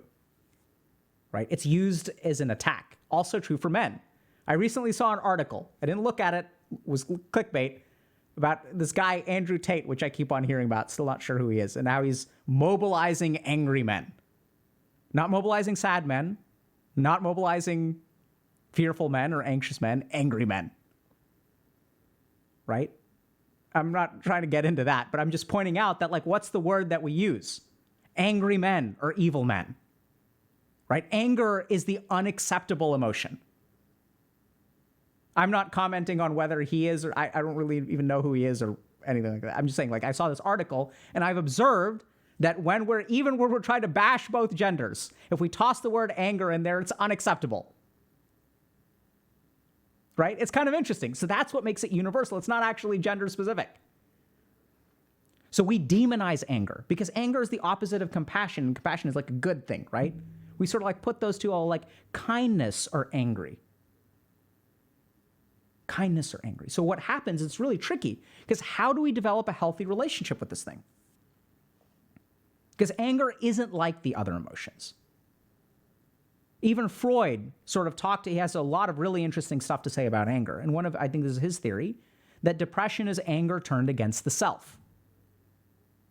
So when I'm very depressed and I'm like, oh, I'm terrible, I'm not a good person, people deserve better, people would be happier if I didn't exist, all these kinds of thoughts, that's all hatred against the self. And so oftentimes what I've seen as a clinician is when people are depressed, what it actually is anger at its root. Freud was really brilliant with that observation. So when we don't deal with our anger, it manifests in all kinds of weird ways. It can sometimes manifest as depression. It can sometimes manifest as explosions, right? Which once again, then we blame ourselves because we explode at someone because we feel too much anger. We've been suppressing it. It's not really working out. Explosion. And then we blame ourselves. Oh my God, I got angry again. I lost control of the anger. Do we blame people for breaking out crying? No. Do we blame people for having a panic attack? Some people do, and that's devastating. How dare you have a panic attack? We may perceive some things around those negative emotions like shame or weakness, right? That's fair, but none of our emotions get vilified the way that anger does. So how does one start to develop a healthy relationship with anger? I'm going to give you all one really simple answer. Works really, really well. I've used it a ton. So let's start from the top. The first thing is to acknowledge that anger is different. Different for a lot of different reasons. Societally, we're taught now as we become more in touch with ourselves emotionally, as we start to accept that crying is okay for both men and women, as we start to accept that anxiety is a problem, people suffer from panic attacks, people suffer from trauma, we have a lot more compassion towards those emotions. We don't have compassion towards anger. Blame. We blame people for being angry. And furthermore, a lot of times the reason that we blame people is because we see the damage that anger causes. Other emotions cause damage too. I once worked with someone who's going to be somewhat of a chimerical person who fell in love. And fell in love with someone who wanted to have a child. And they thought when two people are in love, the nicest thing that you can do if someone wants a child is to bring a child into this world. A child that is born of love between two people. Just turns out that the two people weren't married and that they were married to other people. But it was love, and love conquers all, and love is a good emotion. Giving into love and like bringing a child in this world is a source of love. It's a wonderful thing. Except one of them had kids with someone else and was married. Right? But we don't think about love as a bad emotion. No, like love is great. Like love conquers all. Love conquers even your prior marriages. And love conquers like the responsibilities that you have towards your existing children. Love conquers all. But societally, we don't look at that, right? Like you look at all of your movies and love is a force for good and the villain is angry. Anger is always a part of the villain. So we vilify anger. So understand this within yourself. Now, how do you develop a healthy relationship with anger? It's one really simple thing you can do. Start by understanding that all emotions exist for a reason. So if you can't forgive yourself for being angry, because that's what a lot of people will try to do at the very beginning, if you can't be compassionate, understand that emotions are information, first and foremost. And start by asking yourself, what is the anger telling me? What is the anger saying? Because if we don't want to judge ourselves for being angry, we have to understand it. We have to listen to it. It doesn't mean follow what it wants you to do. Listening to it means literally listening to it. Or not, I guess, metaphorically listening to it. It doesn't mean following its direction. Because anger, like why have all human beings are capable of exhibiting anger, feeling anger? Why is this conserved through human evolution? It's because anger is a useful emotion. And the place to start if you have a judgmental relationship with anger is with information and understanding. So oftentimes, anger manifests as a sign of something like disrespect. So as you start to feel angry, instead of suppressing it, ask yourself, what am I angry about? What is the anger telling me? And then you may find something that's really, really important, which is that, I'm being disrespected. Or I'm being treated unfairly. Or I feel like I'm being treated unfairly. And that's really, really important because I want y'all to consider two situations. One is where you suppress the anger and you are being disrespected. And as you suppress that, what's going to happen? You're not going to address the disrespect. You will continue operating in that situation. As you continue operating in that situation, you will continue to be disrespected. As you continue to be disrespected, you will continue to squash down the anger. And your life will not improve and you will suffer through every minute of it. And the more angry you feel because you push it down and you continue to get disrespected, the more you're going to beat yourself up. And the more you beat yourself up, the more you will allow yourself to be disrespected. It's going to be a vicious cycle in the wrong direction, which is exactly why anger explodes. Because we suppress it, right? And we sort of know that suppressed anger explodes. So anger is a useful form of information. And as we listen to our anger, as we start to recognize, okay, where are you coming from? It starts to build a healthy relationship with it. Because now you're not judging it. You're not squashing it down. You're not giving into it and letting it explode. You're listening to it. What is the information that you're trying to give me? And oftentimes anger is a response to hurt, right? So if you think about what's the most basic form of anger that a reliable form of people that anger experience, it's when they get hurt. It's a protection against hurt. So if I'll give you all a great example. So about a week ago, I stubbed my toe against a table leg. And boy, did I get pissed off. Damn that table leg. And then I kicked the table leg for doing this to me. And then I hurt more. And then I felt more angry. Right? So if y'all have ever gotten angry at an inanimate object, I think there's a great subreddit about this, stupid people fighting things or something. right? Like when you get angry at and like, think about that. Doesn't make any sense. It's not the table leg's fault, but it's a natural human reaction when we get hurt to feel angry. And if you want to understand how baked it in is, it has nothing to do with other people. It's all just the way that we're wired. All you got to do is stub your toe. And you'll see how anger is a response to hurt. So once again, ask yourself when you're feeling angry, how was I hurt? And get to the source of that. Because what tends to happen when we see these abusive, angry households, what's usually happening is those parents that are abusive or angry or explode aren't in touch with what the anger is telling them. And so they displace that anger onto other people. They don't acknowledge their own hurt. So when I've worked with people who have things like diagnoses like antisocial personality disorder, which is like kind of like sociopathy, or when I've worked with people in jail, when I've worked with criminals, what I tend to find is that a lot of them are angry. And the reason that they're angry is because they've been hurt in some way. So if you want to develop a healthy relationship with your anger, start to ask yourself about how have you been hurt? What is the hurt that underlies this anger? Because anger is just a source of information. We're not saying embrace it. We're not saying love it. We're not saying, because you're not ready for that yet. The first step for 99% of people that I've worked with is to understand what anger is trying to tell them. And hopefully you all know this very simple principle that when someone is heard, when someone listens to you, when someone feels heard and listened to, the emotion goes down. And then you'll be able to develop a relationship. You'll be able to control it. Even then, controlling really isn't the goal. Living with it is the goal. But it'll decompress it some, and then you'll start to form a healthy relationship with anger. And you'll start to realize that your anger is only looking out for you, just like all of your other emotions, right? We have these emotions because they're evolutionarily advantageous.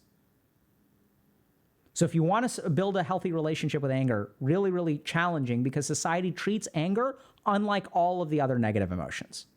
It's the only emotion that is almost universally demonized, vilified.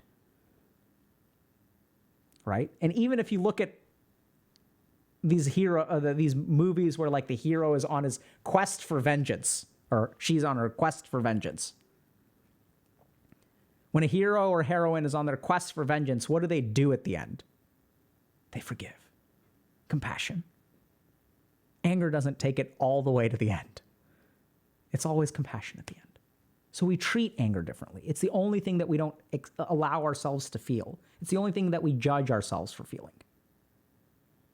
And so if you want to start to develop a healthy relationship with anger, start by asking yourself, where is this coming from? What are you trying to tell me? Because all emotions are sources of information. They're ways that your brain processes different experiences that you have.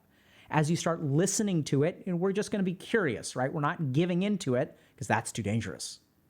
We're just going to listen to it. That non-judgmentalness, that listening, that communication is what's going to form the foundation of building a healthy relationship with anger. Questions?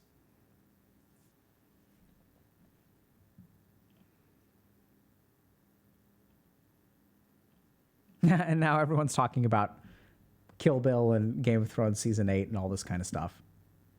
Yeah, so there are exceptions in the media, I think, as we've become aware. But if you look at like historically, right? Even if you look at like old, I don't even know if this is Victorian or what, but like when people used to name especially girls after virtues, right? Or we have these definition of virtues like patience and chastity and compassion. Anger is not a virtue. It's a vice. Wrath is a sin, right?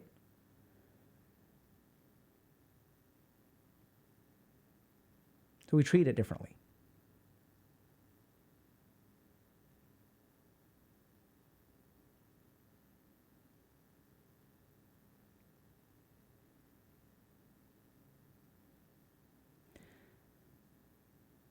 So someone's asking about stoicism.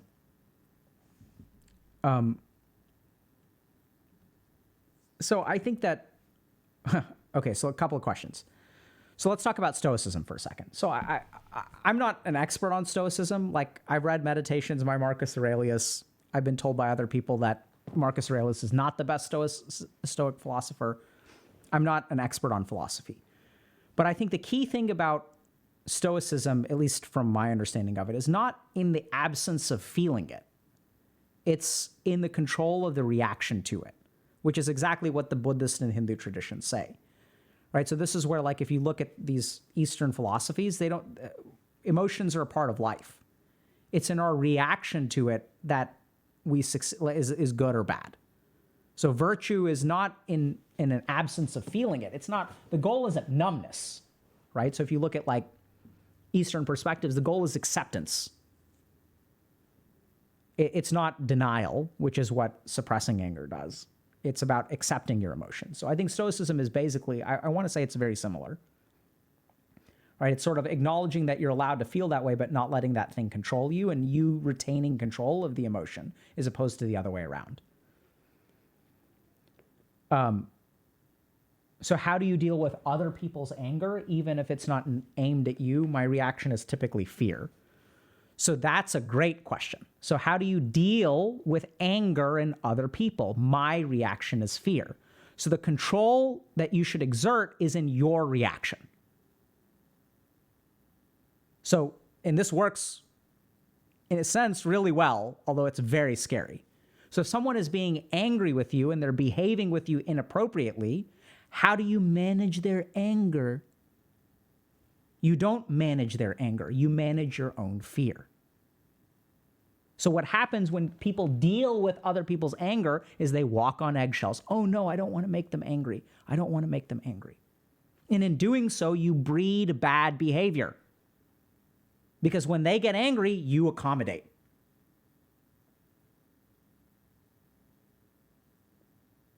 So the right way to deal with other people's anger is to actually not be controlled by your fear.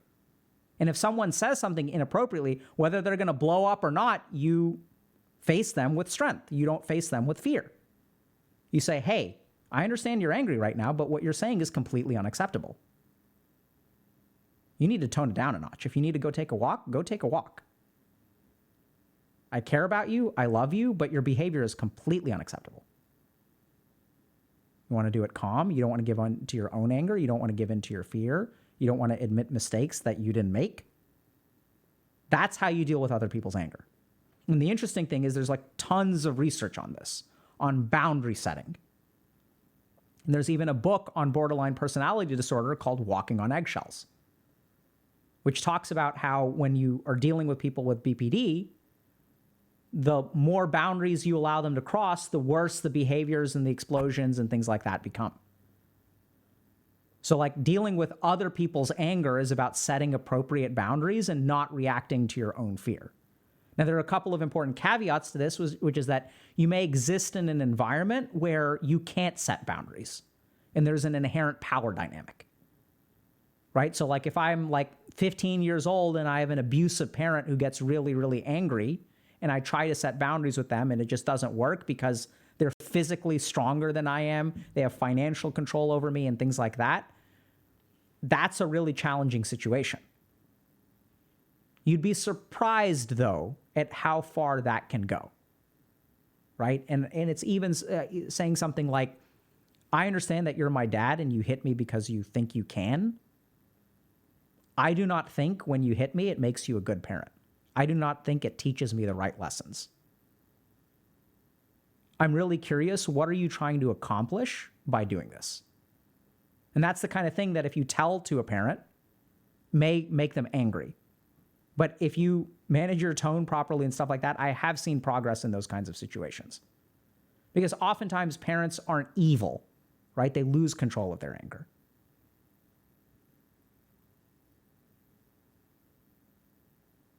And like even pointing out to parents that what you're doing hurts me. Do you understand that? Is that your intention? Is your goal to try to hurt me? So like these are hard words to say to people in power dynamics, but like sometimes that's what you got to do. And if you can't do that or that's unsafe, then unfortunately the only thing is like bide your time or seek like, safe haven resources. I'm not suggesting that you challenge someone who has a power dynamic over you. But if you're asking what the right answer is, that's what I think the right answer is. Sometimes you got to be smart about it, right? It's like biding your time until you can leave the house and then never look back. How do you deal with anger once you've become independent? You do not let guilt win. That's how you deal with anger once you become independent, if you've been dependent on someone who's angry with you. Do y'all understand that? You bide your time, play it safe, don't challenge them, and then GTFO. And once you GTFO and they no longer have power over you, their tune will change. Come home for Christmas. No, I'm not going to do that.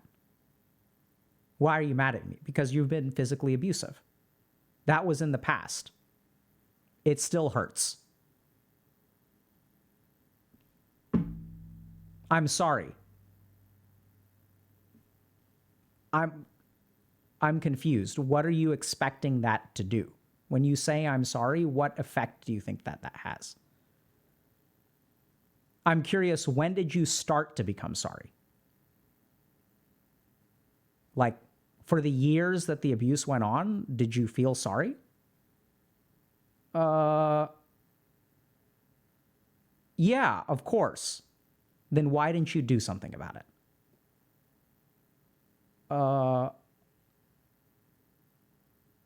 It was hard for me. Okay. The damage is done. Right? Like, don't let, like, this is the other, I know it's kind of, we're moving off topic here, but how do you deal with anger? You don't give in to the other emotions, whether it's fear or guilt or anything like that. Does that make sense?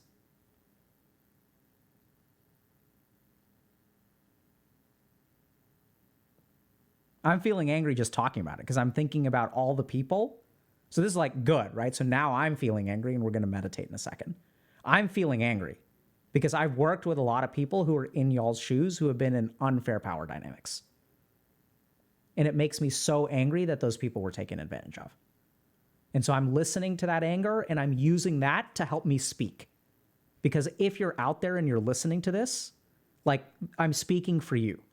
Yeah, I don't even know if that makes any sense. Right? And anger isn't a negative, it's not a bad thing. And if you've been treated unfairly and you feel angry about it and there's an unfair power dynamic, like, I do believe that if you act in a right way, you will get some degree of peace and closure. And sometimes that peace and closure means severing a relationship with someone. Having that person want a relationship and then slamming the door in their face. And then you're going to feel guilty, and then you're not going to give in to that. And you're going to tell yourself that, like, it's okay for me to feel guilty, but this person does not deserve a relationship with me.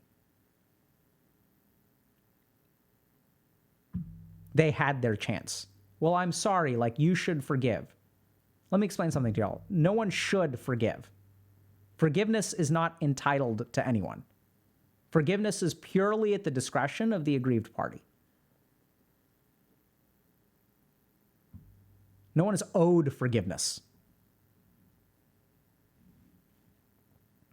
Should we meditate on anger?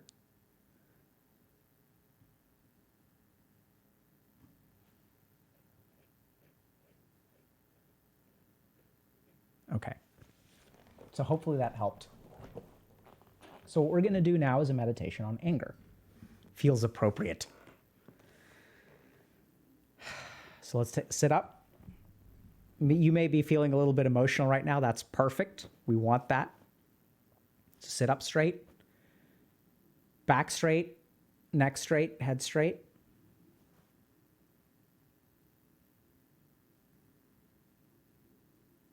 Close your eyes. And what we want you to do is start by noticing, start by thinking about a situation in which you felt angry. Do your best to go back to that point and really feel the emotions. We don't want to just think about it. We want to transport ourselves back there. So think about a moment where you felt wronged, where you felt treated unfairly, maybe where you were abused, with caution, if that's what you're picking. We want to pick something that's kiddie pool, so that the anger should come up, but we don't want the anger to be overwhelming. Can be everything from a table leg that you stub your toe against to a period of time where you were, failed a class that you failed because your professor was racist, whatever the situation is. We just want you to call up that anger. And for some of you, there may not be a particular experience. There's just a pile of it already waiting for you, which is totally fine. So I want you to just feel that anger. And remember that emotions are not just cognitive. They're also physical. And notice the anger that you feel.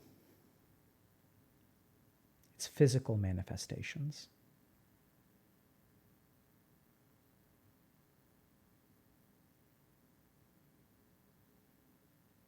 You may notice that as you focus on the physical manifestations, as you actually turn your attention to it, to the experience of anger, that the anger may diminish in and of itself.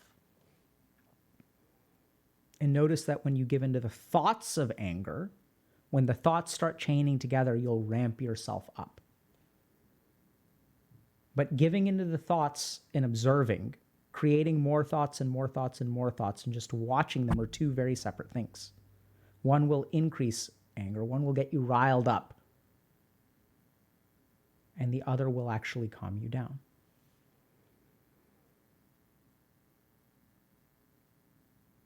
Right now, we want to rile ourselves up a little bit. And as you feel that anger, you may notice a reaction to suppress. You may notice a fear that it'll get out of control. But instead, adopt the attitude of a scientist, an investigator, and ask your anger, what are you angry about? What evokes this anger?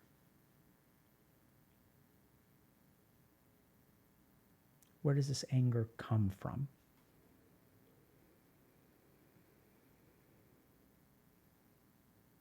And trace the anger back to its source.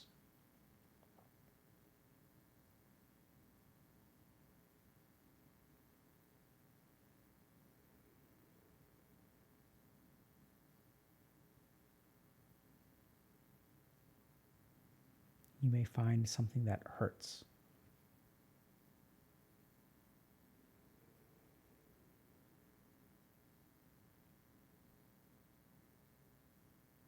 And let yourself feel that hurt.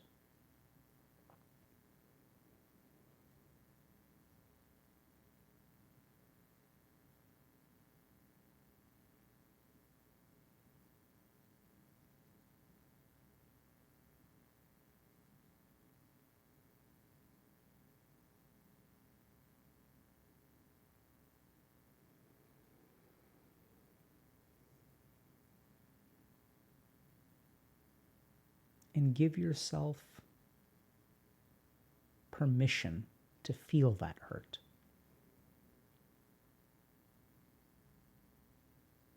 Acknowledge for yourself how hard it was in that moment, or how much it does hurt.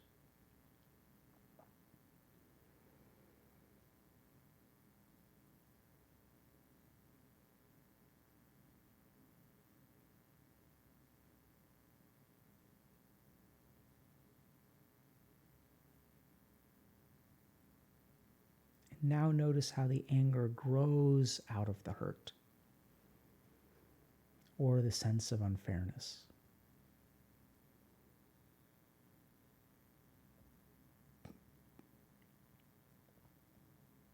And notice that as it grows out of that, it can expand and get out of control. How it can be so demanding, so dangerous.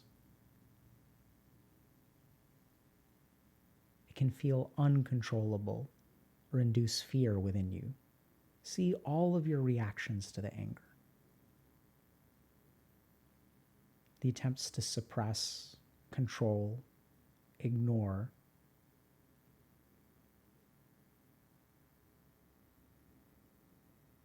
And sit outside of this chain of hurt to anger to reaction.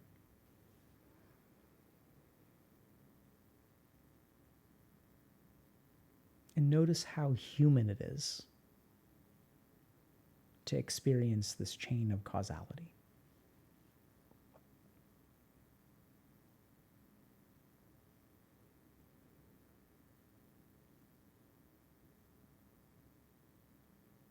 And sit with whichever piece of this resonates with you the most. Whether it's the feeling of anger, whether it's the feeling of your reaction to it, or whether it's the hurt at the source.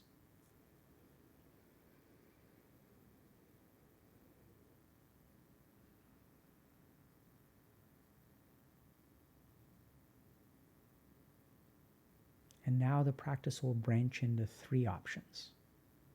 If you are a beginner of meditation, simply breathe. Breathe into that emotion. Breathe into the anger, cooling it down with that fresh inhalation. And as you exhale, notice the heat of the anger leaving your body.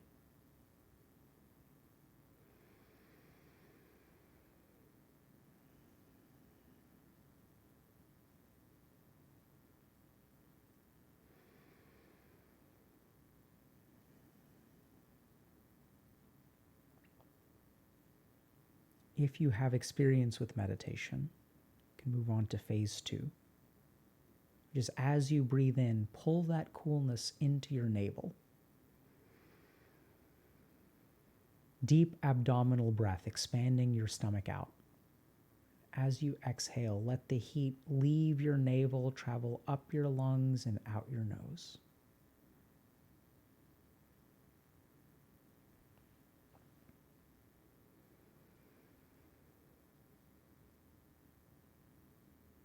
Add the abdominal component and activate the Manipura chakra.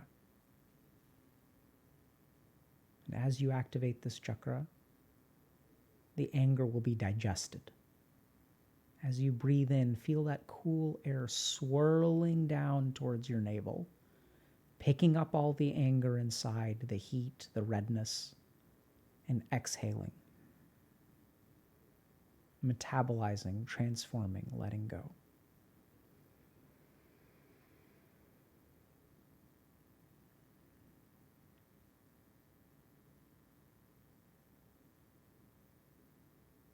And in the 3rd phase, the most advanced phase of the practice, we'll incorporate the Agnya chakra, the 3rd eye, to be done by people who have done charging the laser beam or other kinds of Agnya chakra practices. If you felt the charging of the laser beam, then you're ready for this.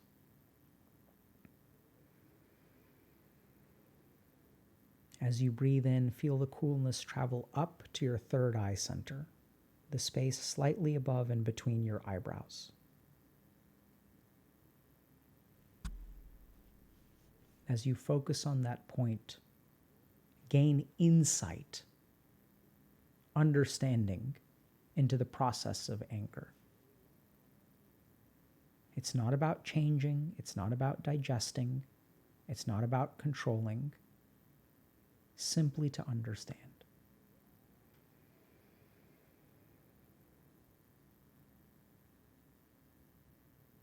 And see the anger with full non-judgmentalness.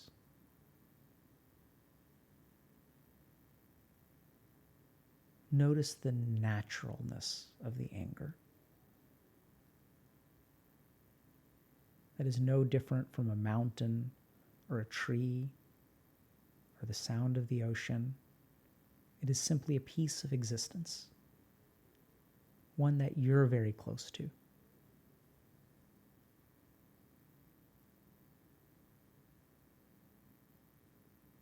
And notice how there is even a beauty to the anger, an energy to it, a fierceness, a vitality. How anger awakens you to action, brings awareness of injustice.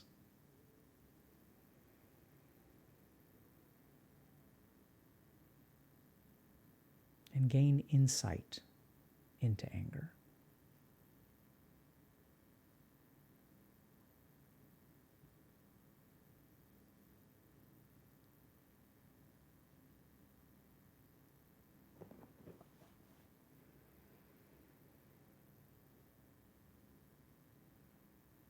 And now for the next few seconds, 30, 60 seconds, focus on which part of the practice resonates with you.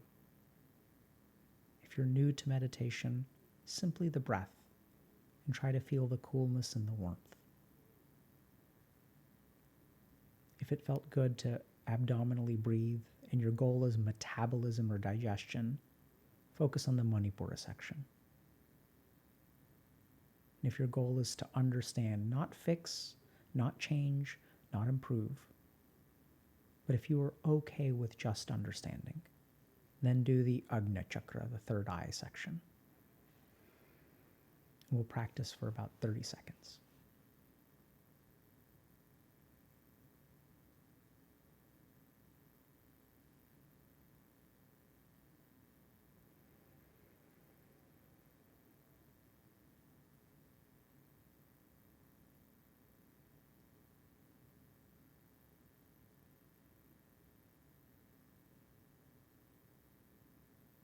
Now put your palms together in front of you.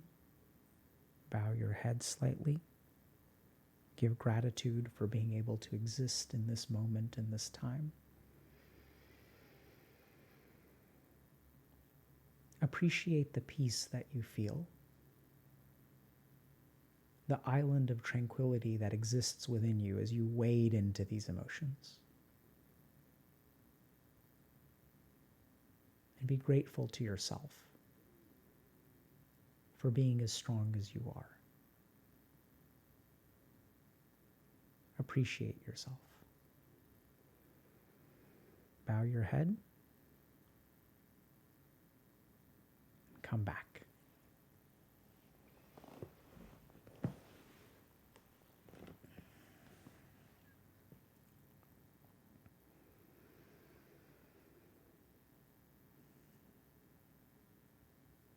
How do y'all feel?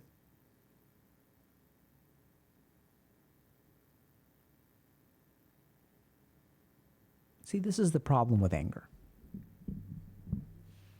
We want to stop feeling it ourselves, and we want others to stop feeling it.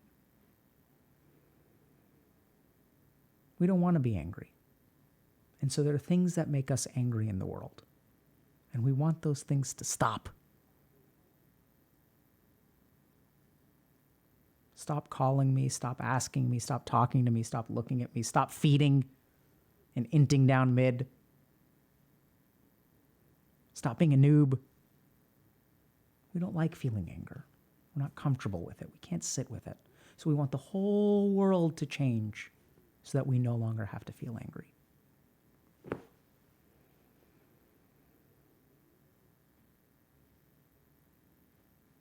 world ain't going to change. You can't keep someone from feeding down mid. There are actions you can take, but you can't control the world.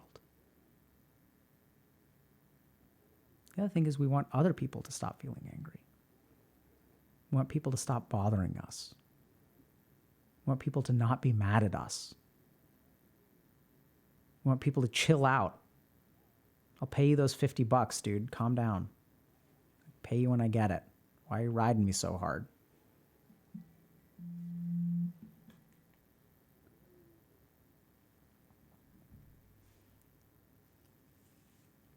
We can't control them either. It's in our avoidance of anger, both within ourselves and other people, that we get into so much trouble. So much of our suffering comes from an inability to tolerate anger. Even when it comes to standing up to someone, we can't tolerate their anger. That's why we cave. That's why we experience fear. We give in to the fear because we can't tolerate it. It's too hot.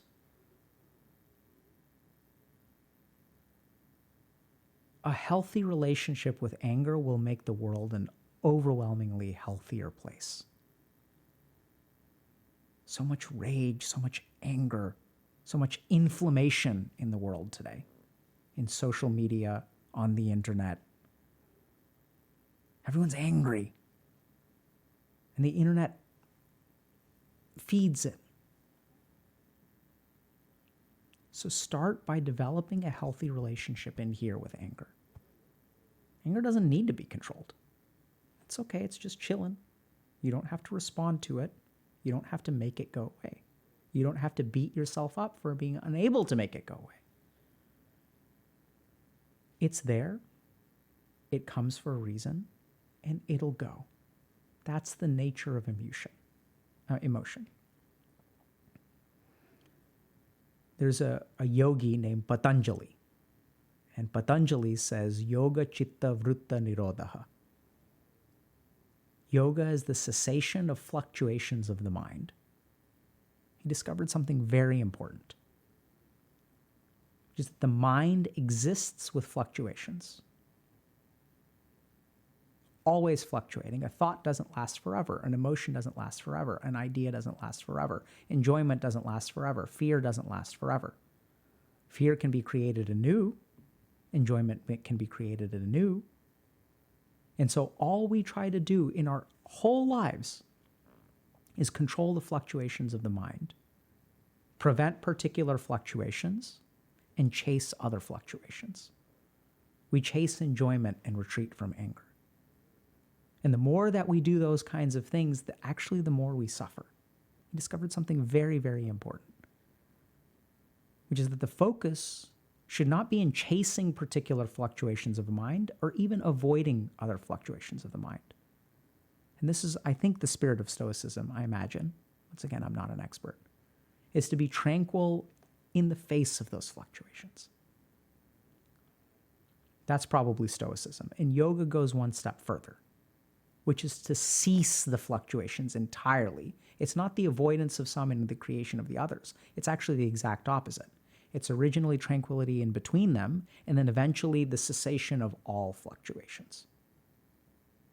And when you achieve that, that is what we call moksha, or enlightenment.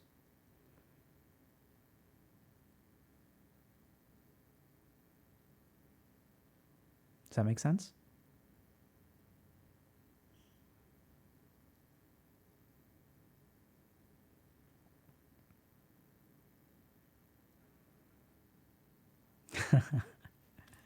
Pepe Shark asks the right question, but how would that be possible? Seems like such a hard question. Oh my God, how is that possible? So if you just did this practice, as you became aware, what happened to the fluctuation of your mind? Did you have more thoughts? Did you get filled with anger? Did you have lots of fun? Were you laughing and giggling? The fluctuations of your mind decreased over the course of this practice. And then the next question is, how did that feel?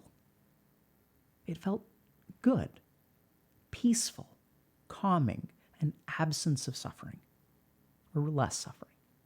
And so all it is, you've already taken the first step. You just keep walking down that path. As Dishum says, just vibin'.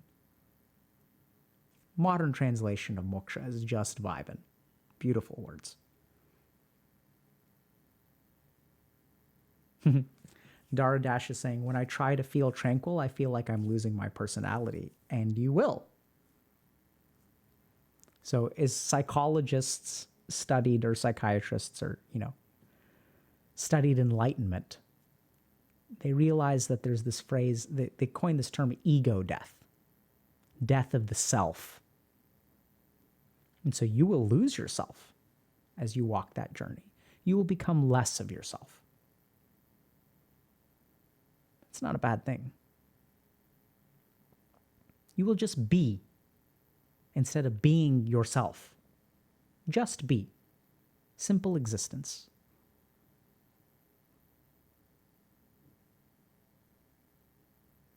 The thing is, it's fearful.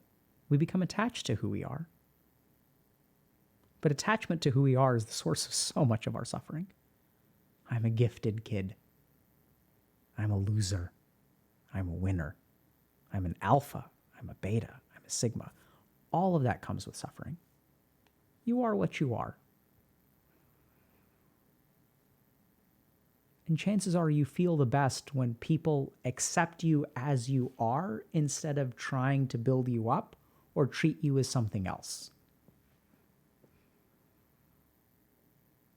When people are just vibing, when you're vibing with another human being, it's not about who you are, whether you're rich or poor or tall or short or whatever. See, we chase some of these attributes, right? Some of the good attributes. Like I'm wealthy. There's suffering there too.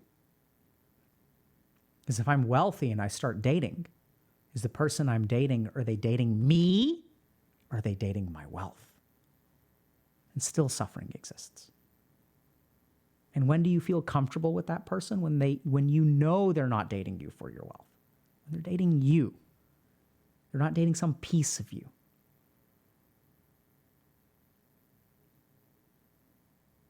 Ties back to so many things that we talk about. We talk friggin' intellectually. And if y'all really want to understand all this stuff, where this stuff comes from, it all comes from this space.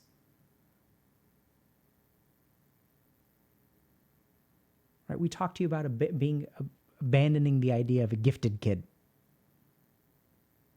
How to be free from that. How to stop beating myself up. Just be. Move towards being. And contentment will come with it. Suffering won't.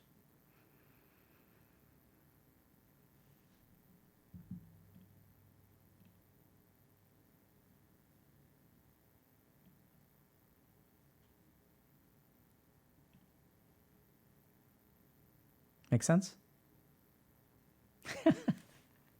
How do you move towards being? Holy cow, X asks. I'll leave y'all with this answer. You move towards being by sitting still. That's how you move towards being. Sitting still.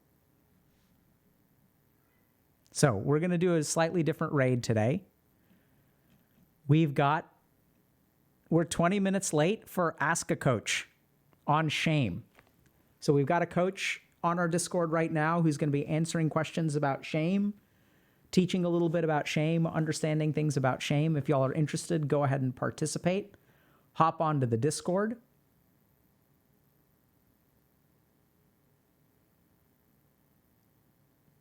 And talk about shame. If y'all are curious about it, if it's something you struggle with, something you want to understand. So we're just actually going to do a Discord raid. And we hope to see y'all tomorrow at 4:30 when we do our creator group stream. So we'll see y'all hopefully tomorrow at 4:30 for creator group. We'll be doing probably like introductions and stuff like that, but we'll see how far we get. And we're going to be joined by 6 awesome creators, Miss Ashrox, Ruby True, Smirky, Zerg Girl, Metric Seconds, and Zell. So take care, everyone. Hop onto the Discord, and let's continue over there.